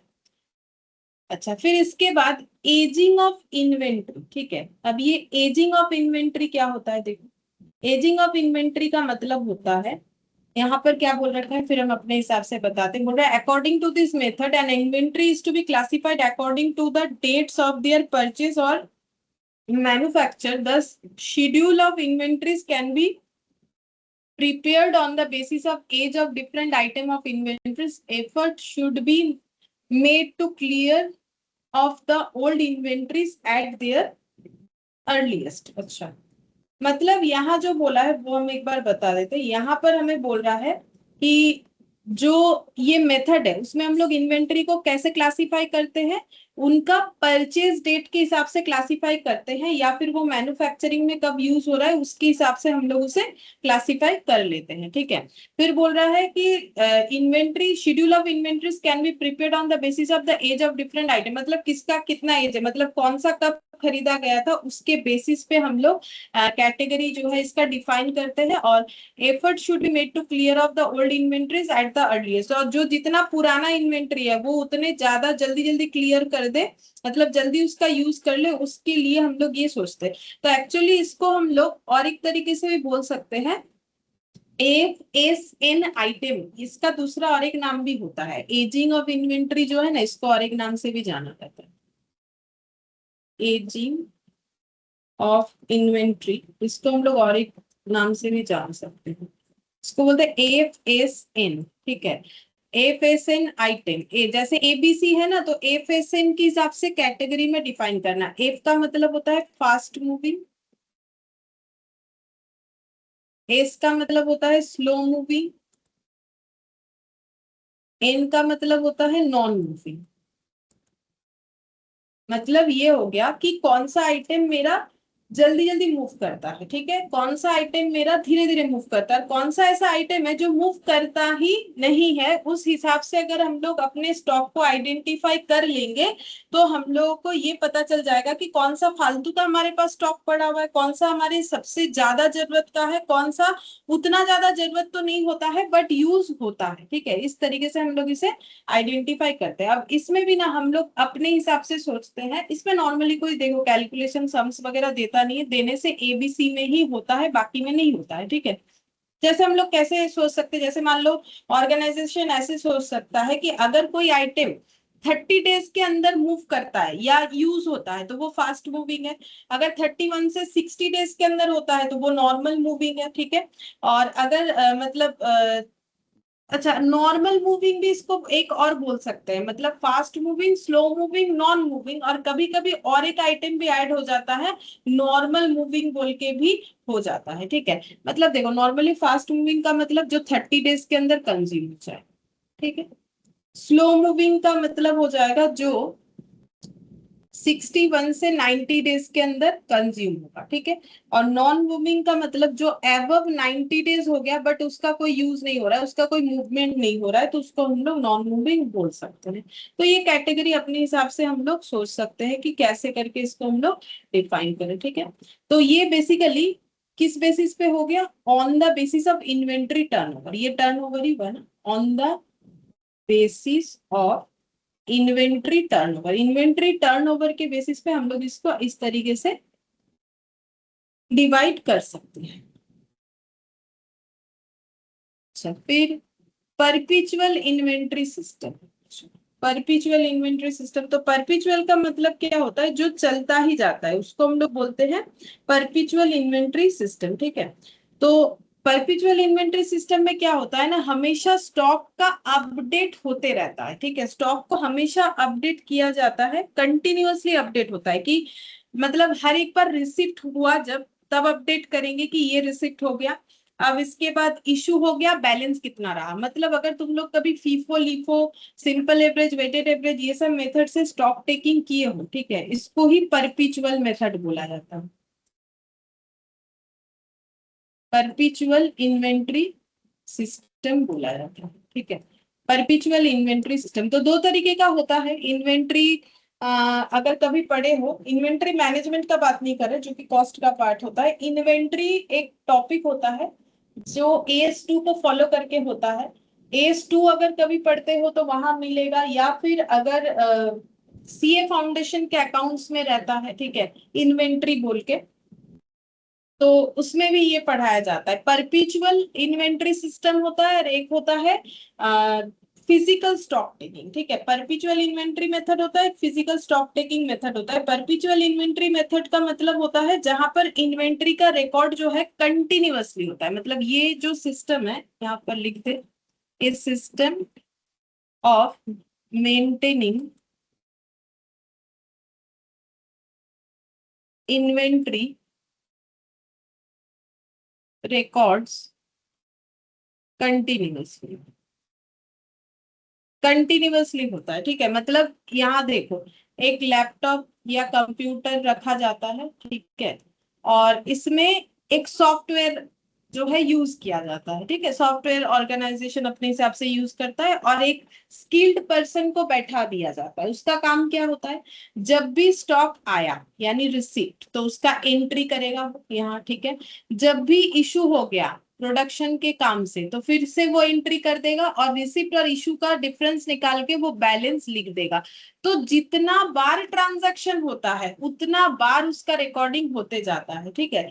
और ये जो मेथड है ये फॉलो करना पड़ता है अगर कोई बड़ा ऑर्गेनाइजेशन है जिनका बहुत सारा स्टॉक होता है। अगर कोई छोटा ऑर्गेनाइजेशन है तो वो फिजिकल स्टॉक टेकिंग करता है। फिजिकल स्टॉक टेकिंग का मतलब होता है ये सब लिख विक के नहीं करता है, मतलब इतना सॉफ्टवेयर वगैरह यूज करके इतना अरेंज तरीके से नहीं करते हैं, ठीक है। फिजिकल स्टॉक टेकिंग में क्या होता है, उसको पीरियोडिक स्टॉक टेकिंग बोलते हैं। तो जैसे कि 6 मंथ्स या फिर 4 मंथ्स के गैप में या 1 ईयर के गैप में ऑथराइज्ड पर्सन जाके जो गोडाउन होता है वहां पर जाके 1 2 3 4 ऐसे करके, मतलब उसको जो भी स्टॉक विजुअलाइज हो रहा है उसको कैलकुलेट करके आ जाता है। वो प्रोसेस में बिजनेस को भी बंद करना पड़ता है क्योंकि स्टॉक तो मूव करेगा नहीं, स्टॉक काउंटिंग चल रहा है, तो उस दिन जो है काम बंद रखना पड़ता है। जबकि परपिचुअल इन्वेंट्री सिस्टम में हमें कभी भी बिजनेस का काम बंद नहीं करना पड़ता है, ठीक है। ये नॉर्मली बिजनेस चलता रहे और ये भी चलता रहता है, इसमें कोई प्रॉब्लम नहीं होता है। तो परपिचुअल इन्वेंट्री सिस्टम का मतलब मेनली यही है कि डेली का डेली जो है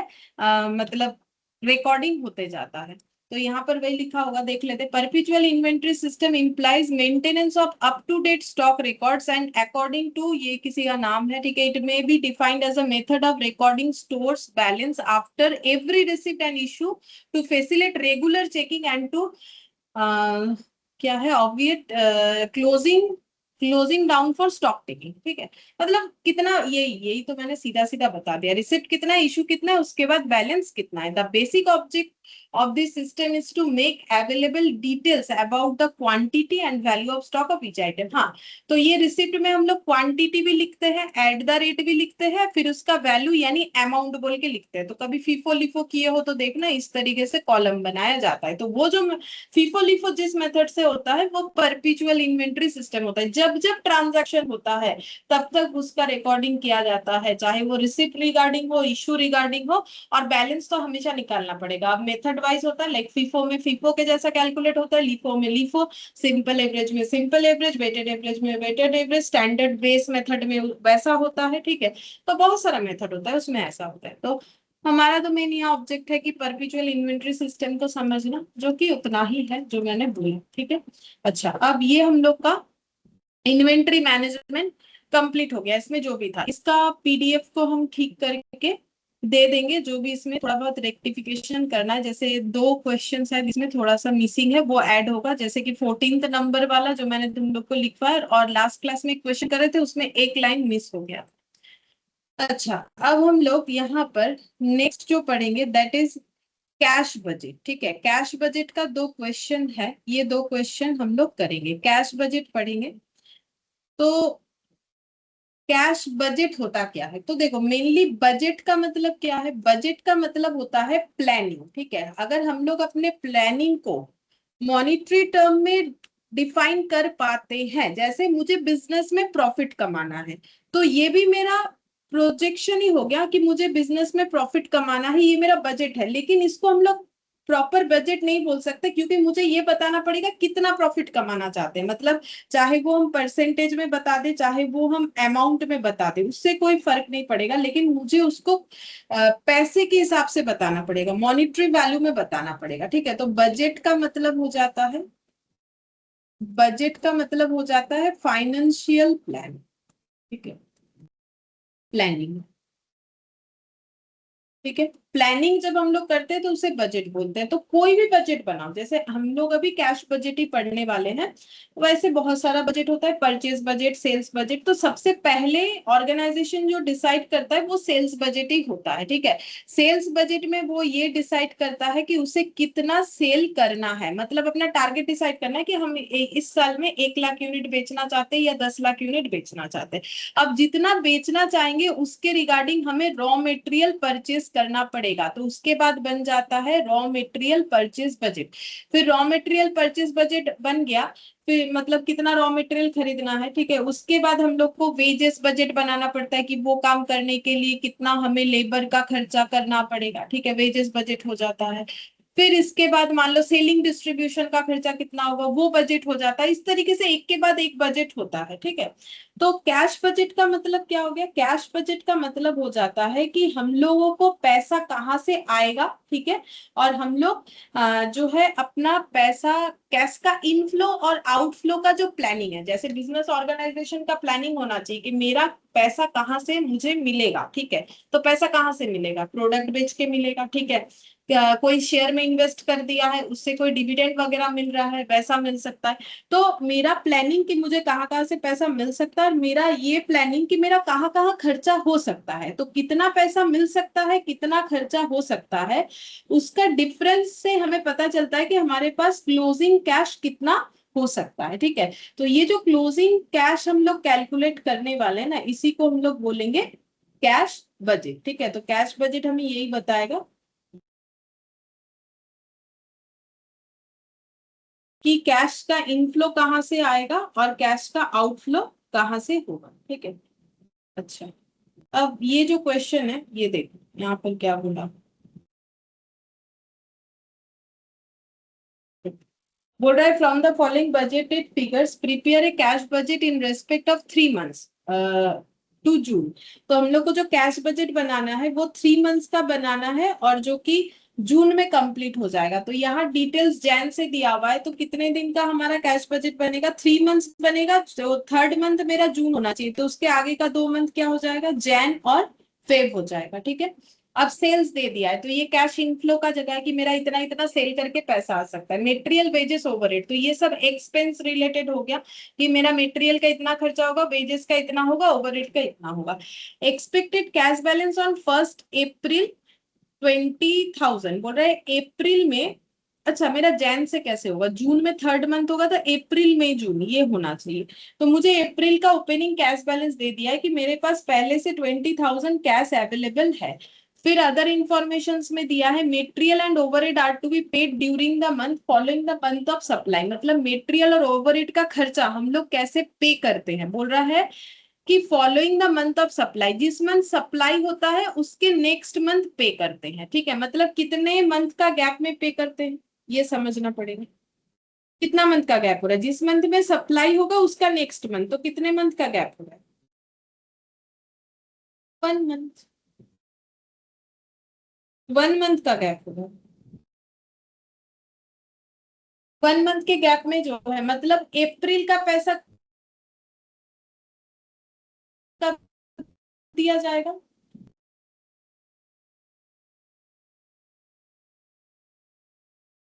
आवाज आ रहा है, मेरा डिस्कनेक्ट हो गया। आ रहा है मैम। तो यहाँ पर बोला है कि मेटेरियल और ओवरहेड का खर्चा कैसे पे होगा वो बोला है। वेजेस कैसे पे होगा, during the month in which they are incurred, बोल रहा है कि जिस मंथ खर्चा इनकर्ड हुआ उसी मंथ पे कर दिया जाएगा। मतलब जैन का जैन में, फेब का फेब में, मार्च का मार्च में। जैसा क्वेश्चन हमें बोलेगा हमें वही करना पड़ेगा। ठीक है, टर्म्स ऑफ सेल, सेल का टर्म्स क्या बता दिया, बोल रहा है the terms of credit sale are payment by the end of the month following the month of sales. Half of the sales are paid when due, the other half to be paid during the next month. और फिर ये एक बार पढ़ लेते हैं। 5% sale commission is to be paid with in the month following actual sales. Preference dividend 30,000 is to be paid on first में। Share call money 25,000 is due on 1 April and 1 June. Plant and machinery worth 10,000 is to be installed in the month of Jan and the payment is to be made in the month of जून। ये इतना बताया। ठीक है, तो ये सब हमें income और एक्सपेंसेस का पेमेंट सिस्टम और रिसिप्ट सिस्टम बता दिया है। तो वो सिस्टम फॉलो करना है और हम लोग को कैलकुलेट करना है कि हमारा कैश रिसिप्ट कितना है और कैश पेमेंट कितना है। फिर दोनों का जो डिफरेंस आएगा वो हम लोग का आ जाएगा क्लोजिंग कैश बैलेंस, ये निकाल के दिखाना। ठीक है, तो लिखते हैं यहाँ पर cash budget for 3 months ended 30th June, ऐसे लिखते हैं cash budget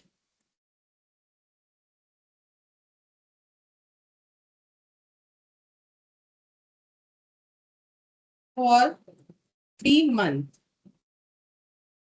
ended on 30th June। Year कुछ दिया नहीं है, अगर ईयर देता तो हम लोग ईयर लिख लेते। अच्छा, अब कॉलम बना लेते।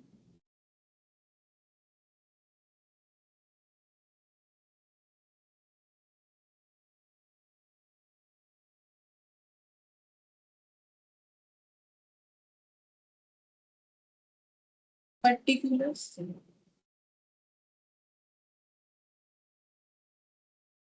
अप्रैल,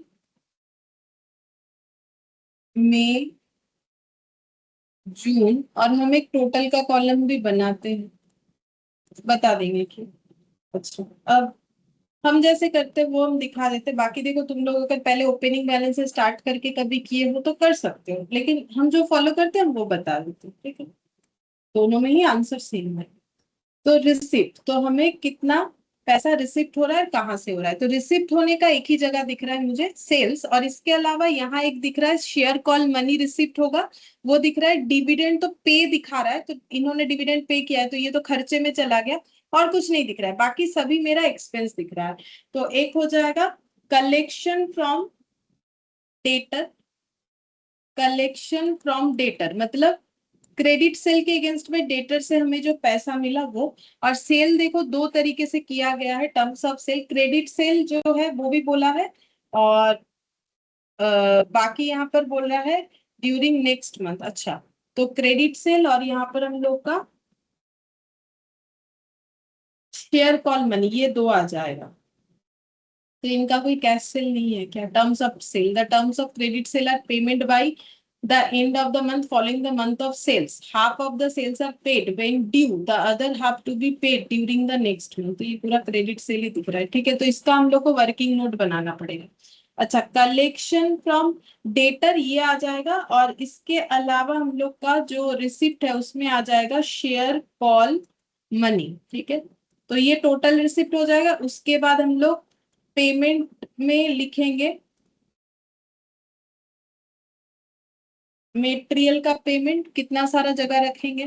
देखो, मेटेरियल है, वेजेस है, ओवरहेड है।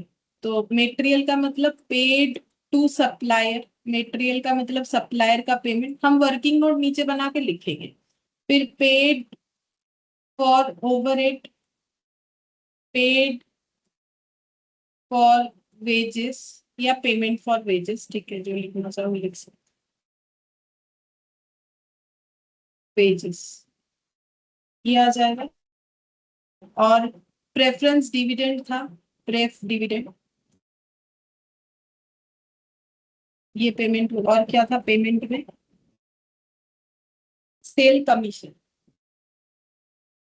सेल कमीशन एक, ये फोर्थ नंबर पॉइंट में। और एक है हम लोग का प्लांट एंड मशीनरी का पेमेंट, सेल्स कमीशन और payment for plant and machine, payment for plant and machinery, ठीक है। इसका टोटल करेंगे तो टोटल पेमेंट आ जाएगा। फिर क्लोजिंग इतना जगह रखने से हो जाएगा। यहाँ से वर्किंग नोट बनाना स्टार्ट, ठीक है।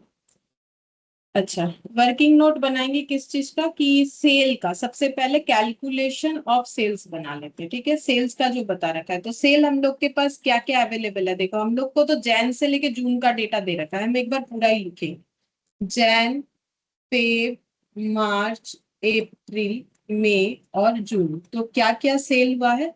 60, 56, 64, 60, 56, 64। अच्छा, फिर इसके बाद है 80, 84, 76, 80, 84 और 76। ये हम लोग का टोटल सेल है। अब इसका पेमेंट हमें कैसे कैसे मिलेगा वो हमें बता दिया है, ठीक है। अब कहाँ बताए? वो पॉइंट नंबर 3 में बताए, टर्म्स ऑफ सेल बोल रहे हैं, the term of credit sale are payment by the end of the month following the month of sale. जिस मंथ में सेल हुआ है उसके नेक्स्ट मंथ में, उसके फॉलोइंग वाले मंथ के एंड में पैसा मिलेगा, ठीक है। अब कैसे कैसे मिलेगा? Half of the sales are paid when due, the other half to be paid during the next month. अच्छा, हाफ जो है सेल जो होगा, half of the sale are paid, आधा सेल का पेमेंट हमें मिलेगा जब ड्यू हो रहा है, और बाकी आधा जो है नेक्स्ट मंथ का मिलेगा, ठीक है। तो जैन का आधा कितना हो जाएगा? 30,000। तो 30,000 कब मिलेगा? Half of the sales are paid when due, जब ड्यू हो रहा है तभी होगा बोल रहा है। अच्छा, तो ड्यू तो फिर ये मंथ में ही हो रहा है, तो इतना हम लोग का कैश सेल हो जाएगा, ठीक है। और बाकी आधा हम लोग का पेब में चला जाएगा। 56 का आधा कितना? 28, 28। 64 का आधा 32, 30, ऐसे हो जाएगा।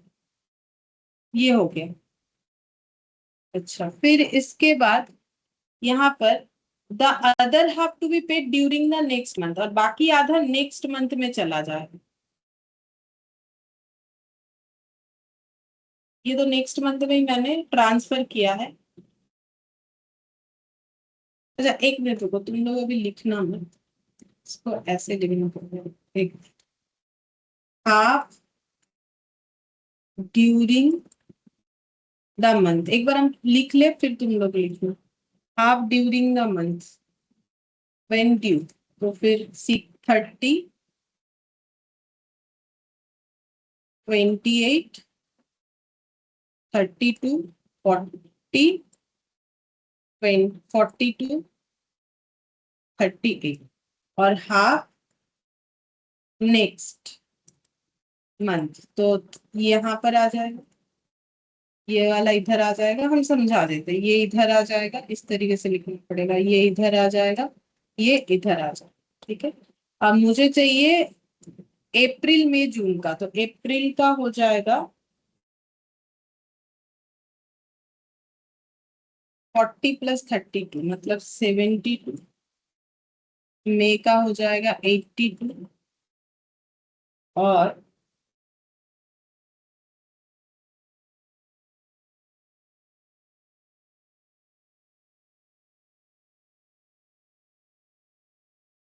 Thirty two 82.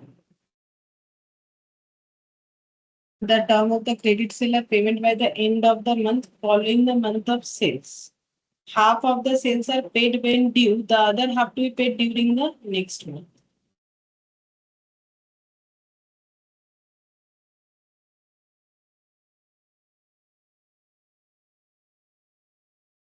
अप्रैल मई और जून, जून में जाएगा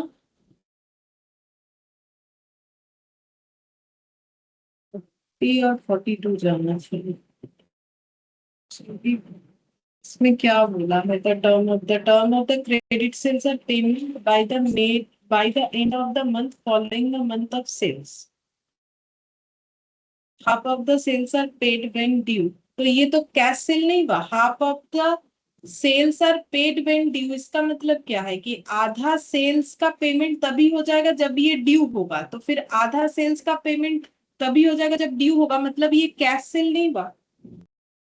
60 का आधा 30, 56 का आधा 28, 64 का आधा 32, 80 का आधा 40, 84 का 42 और 76 का हम लोग का 38 हुआ।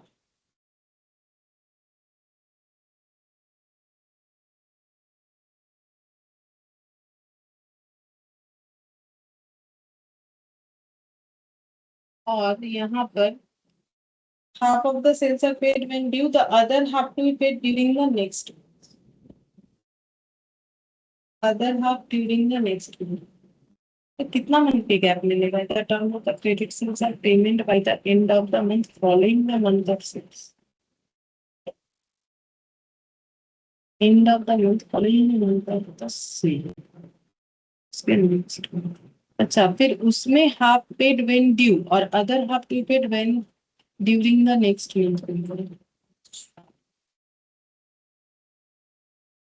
ठीक है, देखो बोल रहा है the term of credit sales are payment by the end of the month following the month of sales. बोल रहा है कि क्रेडिट का टर्म ये है कि पेमेंट कैसे होगा, सेल होने के बाद फॉलोइंग मंथ में, और उसमें भी क्या होगा, जो मेरा क्रेडिट सेल है उसका आधा पेड होगा जब ड्यू होगा और बाकी आधा पेड होगा नेक्स्ट मंथ का। तो आधा ये और 30 का आधा यहाँ पर आ जाएगा 56 का 28। तो मुझे तो लगता है ठीक ही किया, बट आंसर मैच क्यों नहीं हो रहा है? 80,000 हो जा रहा है ये मेरा। इनका हुआ है 40 और 42 आधा।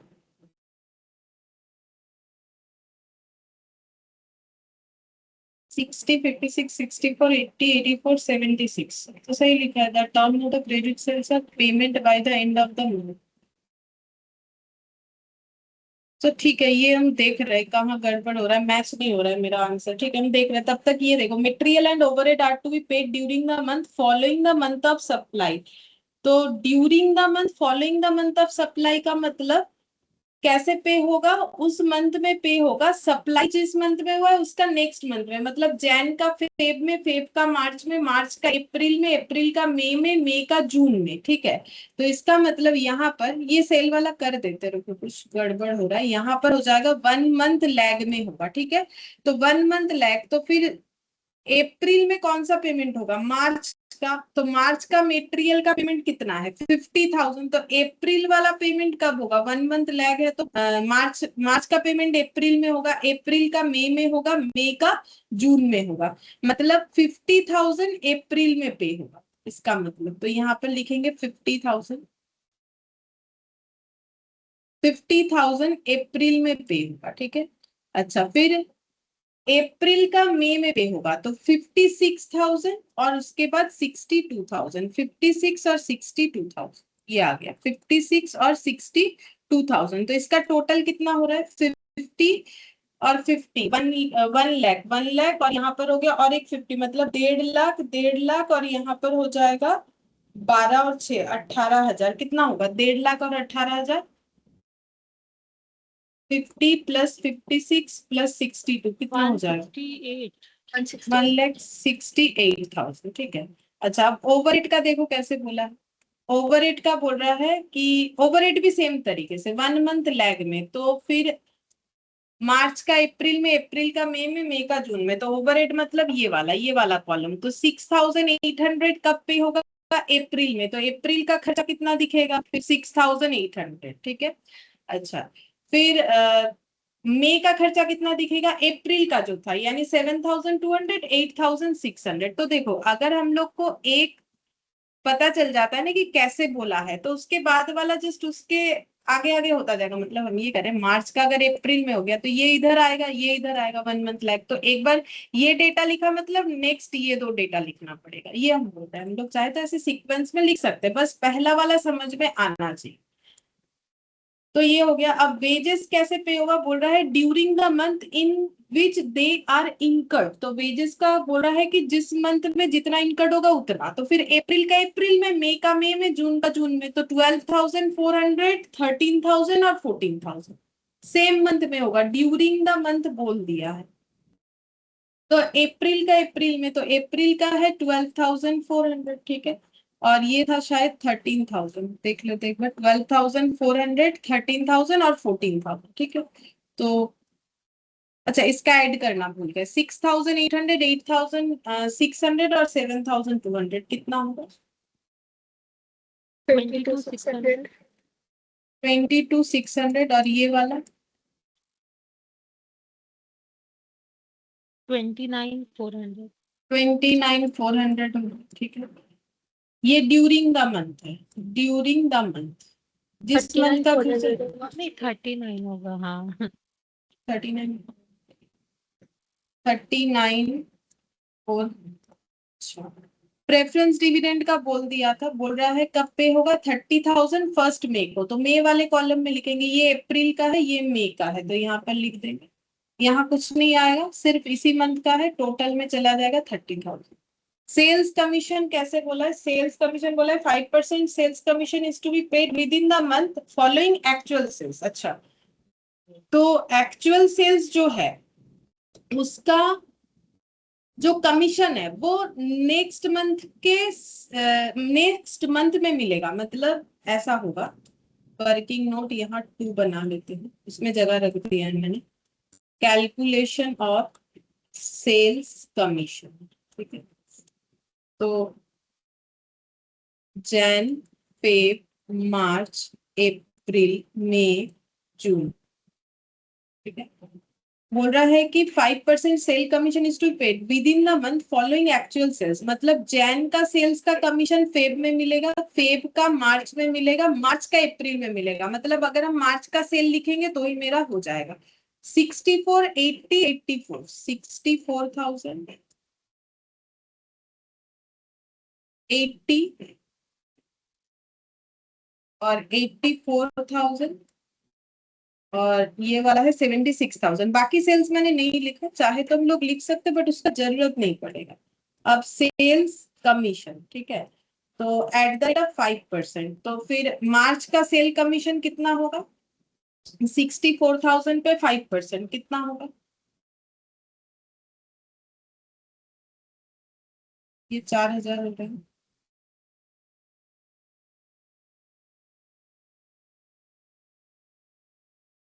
3,200 हो रहा है।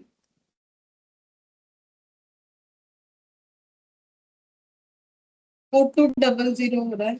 और ये 76,000 का 5%, ये हम लोग का 3,800 होगा। ठीक है। ये हो गया कमीशन कितना हो रहा है। जिस मंथ का जितना सेल होता है उसके ऊपर कमीशन। बट पेमेंट कैसे होगा? पेमेंट का मेथड बोला है 1 मंथ गैप में। मतलब मार्च का जो सेल्स कमीशन का अमाउंट है वो हम लोग का कब पे होगा? अप्रैल में। तो ये खर्चा अप्रैल में पे हो जाएगा। ये 4,000 मई में देना पड़ेगा, ये 4,200 जून में देना पड़ेगा। ठीक है। कैसे हो जाएगा? तो हमें तो वो पेमेंट ही लिखना है। 3,200, 4,000 और 4,200। 3,200, 4,000 और 4,200, तो टोटल करने से हो जाएगा 4,488 और 3, 11,400। ठीक है।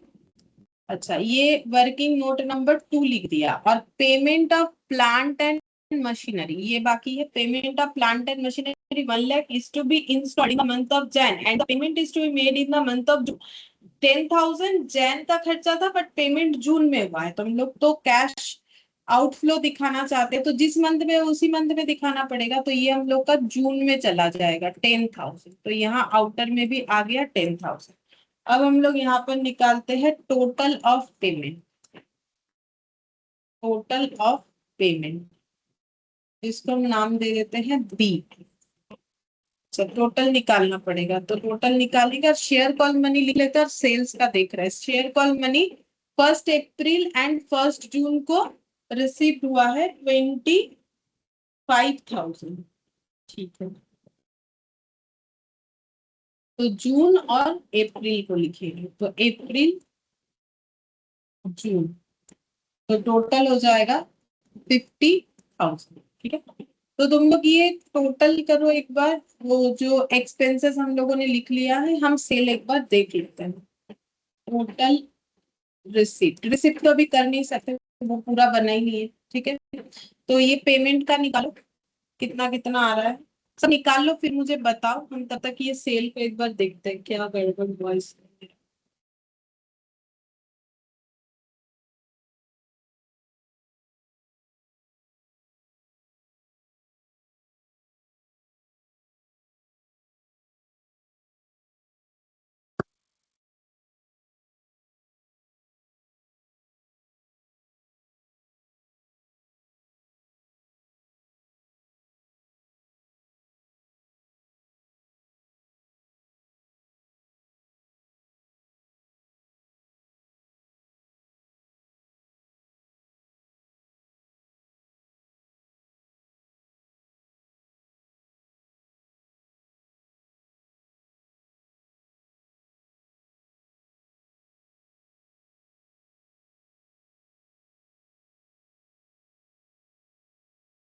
हो गया मैम।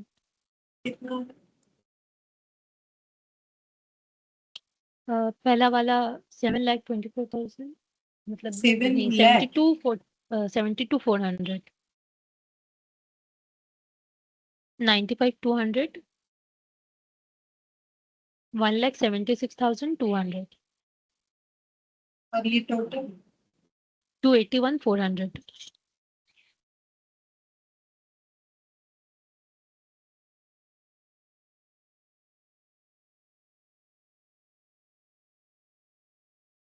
क्लोजिंग बैलेंस निकालेंगे ए माइनस बी को। ठीक है, अच्छा अब यहाँ पर जो सेल्स का बोला है, ये बोल रहा है कि the term of credit sales are payment, मतलब क्रेडिट सेल ही है बस, payment by the end of the month following the month of sale. तो अगर कोई मंथ ऑफ सेल जैन है, उसका फॉलोइंग मंथ कौन सा होगा? फेब। फेब में पेमेंट होगा जैन का। The term of credit sales are payment by the end of the month following the month of sale, मतलब जैन का सेल का पेमेंट फेब के एंड में होगा, ये बोला है। फिर उसके बाद और एक पॉइंट बोल रहा है, क्या बोला है यहाँ पर? बोल रहा है कि half of the sales are paid. अब ये जो क्रेडिट सेल है, इसका हाफ जब ड्यू हो रहा है, मतलब फेब में, ड्यू डेट फेब है, हाफ फेब में हो जाएगा और बाकी हाफ हो जाएगा नेक्स्ट मंथ, मतलब मार्च में, ऐसा बोल रखा। ठीक है, फिर से हम बता देते हैं कि हम लोग का क्रेडिट सेल कैसा है। जैसे कि पूरा ही क्रेडिट सेल ही बता रखा है, कोई कैश सेल नहीं है। तो जब भी सेल हो रहा है, तो जैसे जैन से स्टार्ट करते हैं, तो जैन में जो भी मेरा सेल हुआ, उसका पेमेंट फेब में होना चाहिए। लेकिन फेब में भी फिर क्या हो जाएगा? फेब का क्रेडिट सेल का आधा फेब में मिलेगा और बाकी आधा उसके नेक्स्ट मंथ में मिलेगा, यानी मार्च में। तो सबसे पहले हम लोग यहाँ पर क्या करेंगे कि जो सेल है उसका आधा आधा कर लेते हैं। ठीक है, तो उसका आधा मैंने किया है। देखो, जैन के सेल का आधा कितना हो गया? 30,000, ठीक है। अच्छा, जैन का सेल का पूरा पेमेंट मुझे कब मिलेगा, बोल रहा है फेब में मिलेगा, लेकिन फेब में कितना मिलेगा, बोल रहा है फेब में आधा मिलेगा और बाकी आधा मार्च में मिलेगा, ऐसा करके बोल रखा है, ठीक है। बाकी आधा मार्च में मिलेगा, तो उस तरीके से मुझे इसको करना पड़ेगा, ठीक है। तो सबसे पहले ये हो गया क्रेडिट सेल, ये पूरा ही क्रेडिट सेल, ठीक है। तो जैन का जो क्रेडिट सेल है उसका आधा फेब में मिलेगा, जो बोला हुआ है 30,000, और बाकी आधा मार्च में मिलेगा, ठीक है। अच्छा, बाकी आधा को हम नीचे वाले लाइन में लिखेंगे, इसका मतलब ये हाफ नेक्स्ट लिखा है ना, हाफ नेक्स्ट मंथ, ठीक है। तो यहाँ पर मार्च में मिलेगा। अब फिर फेब का 56 है, 56 का हाफ कितना हो जाएगा, 28, तो 28 मार्च में होगा और बाकी 28 अप्रैल में होगा। फिर मार्च में आते हैं, तो मार्च का 64, उसका आधा हो जाएगा 32, 32 अप्रैल में होगा, बाकी 32 मई में होगा। फिर अप्रैल का आधा, तो 40 मई में होगा, बाकी 40 जून में होगा। अप्रैल के बाद मई, मई का आधा, तो मतलब 84 का आधा कितना हो जाएगा, 42, तो 42 जून में होगा, उसका 42 नेक्स्ट में होगा। लेकिन हम लोगों को उसके बाद का कैलकुलेशन का जरूरत नहीं पड़ेगा, हम लोग को जून तक करना है, तो हम लोग अप्रैल में जून का टोटल करेंगे तो हमें पता चल जाएगा। तो 32 और 28 कितना हो जाएगा, 50, नहीं 60 हो रहा है क्या, 60, और ये हो जाएगा 72, और ये हो जाएगा 80। ये हो गया हम लोग का सेल का सिस्टम। हम फिर से बता रहे थे, यहाँ जो लिखा हुआ है मुझे पढ़ के समझ में बिल्कुल नहीं आ रहा था पहले। यहाँ पर बोला है कि से term of credit sales are payment by the end of the month following the month of sale. जिस मंथ में सेल होगा उसके बाद जो मंथ उसको फॉलो कर रहा है, तो जैन को फॉलो फेब कर रहा है, फेब को मार्च कर रहा है, मार्च को अप्रैल कर रहा है, अप्रैल को मई कर रहा है, मई को जून कर रहा है, तब पेमेंट होता है। लेकिन उसमें भी फिर अलग बता दिया, बोल रहे कि उस पेमेंट का भी आधा कब होगा, जब ड्यू हुआ। तो जैन का ड्यू फेब में होता है, फेब का मार्च में, मार्च का अप्रैल में, अप्रैल का मई में, मई का जून में होता है।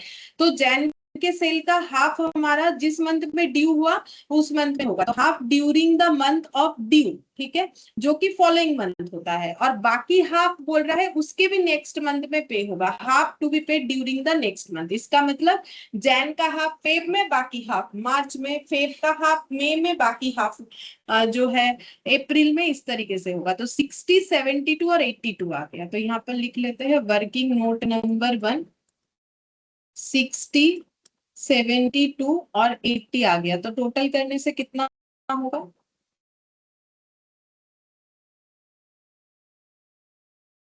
85 आ रहा है, ये 72 आ रहा है, ये 1,05,000 आ रहा है।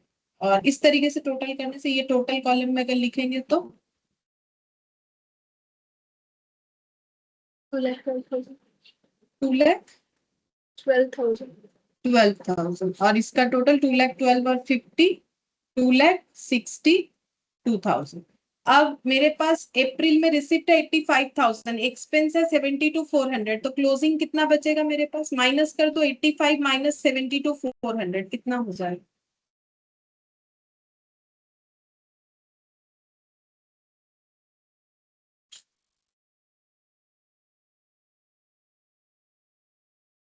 12,600। फिर बोला है 72,000 रिसिप्ट है, 95,200 एक्सपेंस है, तो नेगेटिव हो जाएगा, बैलेंस तो कुछ बचेगा नहीं, 23,200।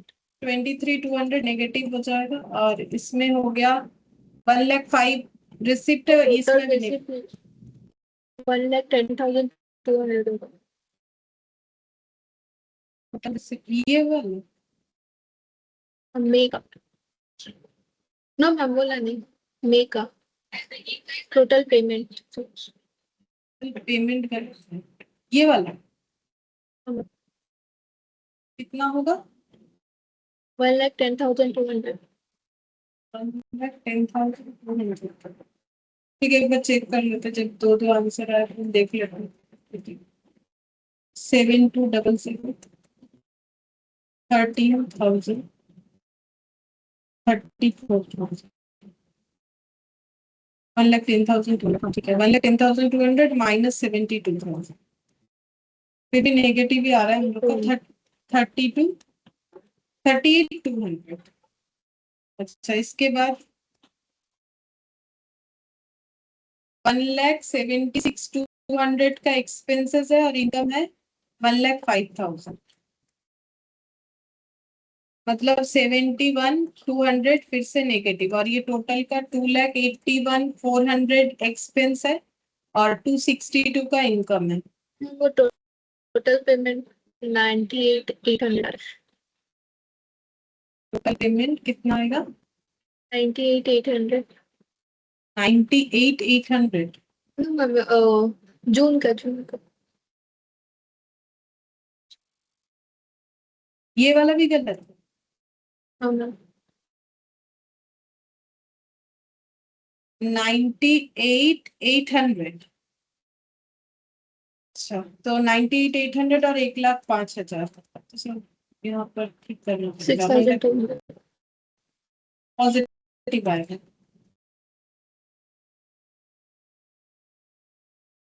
6,200 पॉजिटिव आ जाएगा, तो ये टोटल ठीक है, चेंज होगा। यस मैम, वो टोटल ठीक ठीक है। 2,81,400 और 2,62 का डिफरेंस कितना हो जाएगा? नेगेटिव भी आएगा। 19,400। 19,400 नेगेटिव आ रहा है, ठीक है। 19,400 ये हो गया क्लोजिंग बैलेंस, जिसमें कुछ नेगेटिव कुछ पॉजिटिव दिख रहा है। अब ऐड करेंगे ओपनिंग कैश बैलेंस, जो कि क्वेश्चन में दिया हुआ है। अप्रैल का ओपनिंग कैश बैलेंस हम लोग को गिवन 20,000, तो अप्रैल में इतना पैसा तो बच रहा है, ऊपर से हमारे पास पहले से 20,000 अवेलेबल है, तो अप्रैल का क्लोजिंग कैश बैलेंस कितना होगा? 32,600। तो जो अप्रैल का क्लोजिंग है वो मई का ओपनिंग हो जाएगा, तो यहाँ पर लिख देंगे 32,600, तो ये फिर इसके साथ एडजस्ट होके फिर भी नेगेटिव ही दिखेगा। 38,200 माइनस 32,600, तो ये हो जाएगा 5,600 नेगेटिव, फिर ये इधर आ जाएगा 5,600 और 6,200, तो 600 पॉजिटिव दिखेगा, ठीक है। अच्छा, हम एक बार आंसर देख लेते। 32,5,000, हाँ ठीक है। ये 2,600 बोल रहा है, ये 2,600 तो नहीं है, बाकी सब मैच हो गए, बोल रहा है कि 2,600 होगा, तो इसका मतलब ये गलत आया है, या तो क्लोजिंग बैलेंस गलत आया, मतलब जून का कुछ गलत कैलकुलेशन हो रखा है। तो जून का 80 प्लस 25 कितना होता है? 1,05,000। ये वाला कॉलम चेक करो पेमेंट का, 62,000, 8,600, इसमें कुछ गलत है।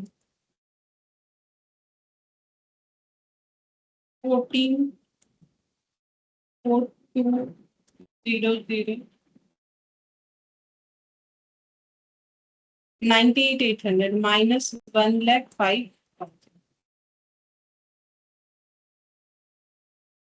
ठीक है। 1,05,000, 6,200, ये नेगेटिव तो नहीं आ रहा है, पॉजिटिव आ रहा है, 6,200, ठीक है, तो आए 6,200, तो फिर गलत दिया हुआ है, नहीं तो ये दो आंसर कैसे मैच होगा? 32,600 और 5,600, ये तो मैच हो गया, तो फिर ये क्यों नहीं होगा? तो गलत दिया है ये वाला। देख लेते, इसका मैच करने का दूसरा तरीका भी है। अब यहाँ पर मुझे लिखना पड़ेगा, ये जो 20,000 है ये हम यहाँ पर लिखेंगे, तो कितना आ रहा है? 20,000 से 19,400 एडजस्ट करने से कितना आ रहा है? 600 है, तो ये सही बना। ये देखो, ये दोनों हमारा मैच होना चाहिए, लास्ट वाला कॉलम और टोटल वाला कॉलम। अगर मैच हो रहा है तो मेरा आंसर सही हुआ है। देखो, ये एक्चुअली ओपनिंग बैलेंस हम लोग यहाँ पर इसीलिए लिख रहे हैं क्योंकि देखो ये मेरा टोटल है, ठीक है। मेरे पास टोटल क्लोजिंग बैलेंस बच रहा है 3 मंथ्स का 19,400, और ओपनिंग में मेरे पास 20,000 है, तो नेट करेंगे तो मेरे पास 600 क्लोजिंग होना चाहिए, जो कि मेरा एंड वाले मंथ का दिखाएगा। तो अगर टोटल कॉलम बनाते हैं तो हम लोग आइडेंटिफाई कर सकते हैं कि क्वेश्चन सही हुआ है कि नहीं। तो ये चेक कर सकते हैं कि भाई यहाँ भी 600, यहाँ भी 600 आया तो सही है। ये और हमेशा टोटल वाले कॉलम के लास्ट में क्लोजिंग को इधर लिखा जाता है। क्यों लिखा जाता है वो भी मैंने बता दिया, क्योंकि टोटल का मतलब हो जाएगा टोटल 3 मंथ्स का क्लोजिंग बैलेंस। अप्रैल मई जून सबको मिला लेते हैं, 3 मंथ्स का क्लोजिंग इतना, तो अप्रैल का ओपनिंग बैलेंस के साथ एडजस्ट करेंगे तो आफ्टर 3 मंथ्स मुझे क्लोजिंग बैलेंस दिख रहा है 600, जो कि मुझे एंड मंथ का दिखेगा 600। ठीक है, तो इसका मतलब ये वाला हम लोग का आंसर सही हुआ है। ठीक है, मुझे तो कहीं और कुछ गलत दिख नहीं रहा है कैलकुलेशन, बाकी तो सभी ठीक दिख रहा है। तो 600 और ये 600 आ गए। ठीक है, 98,800 टोटल इन्होंने भी दिखाया है। ठीक है, 98,800 सब तो ठीक है, पेमेंट इनका 98,800 ही आया है। और ये 1,10,200, 72,400 सब ऐसे ही आया है, बट यहाँ पर क्या गलत कर दिया, 1 लाख 1,000। ठीक है, 85 इन्होंने दूसरे तरीके से, इसमें 20 ऐड कर दिया होगा।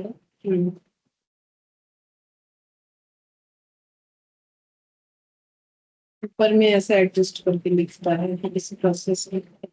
ठीक है, सही है, सब तो सही लिखा है। 28 शेयर कॉल मनी लिखा है मैंने 2 बार। हाँ, 2 बार लिखा है।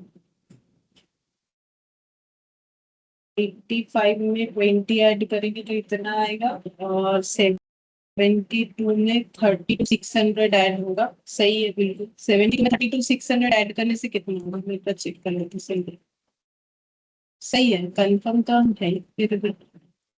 1,04,600।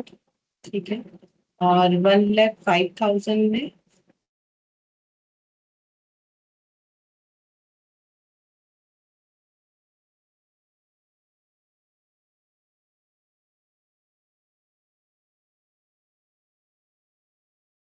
1,05,600।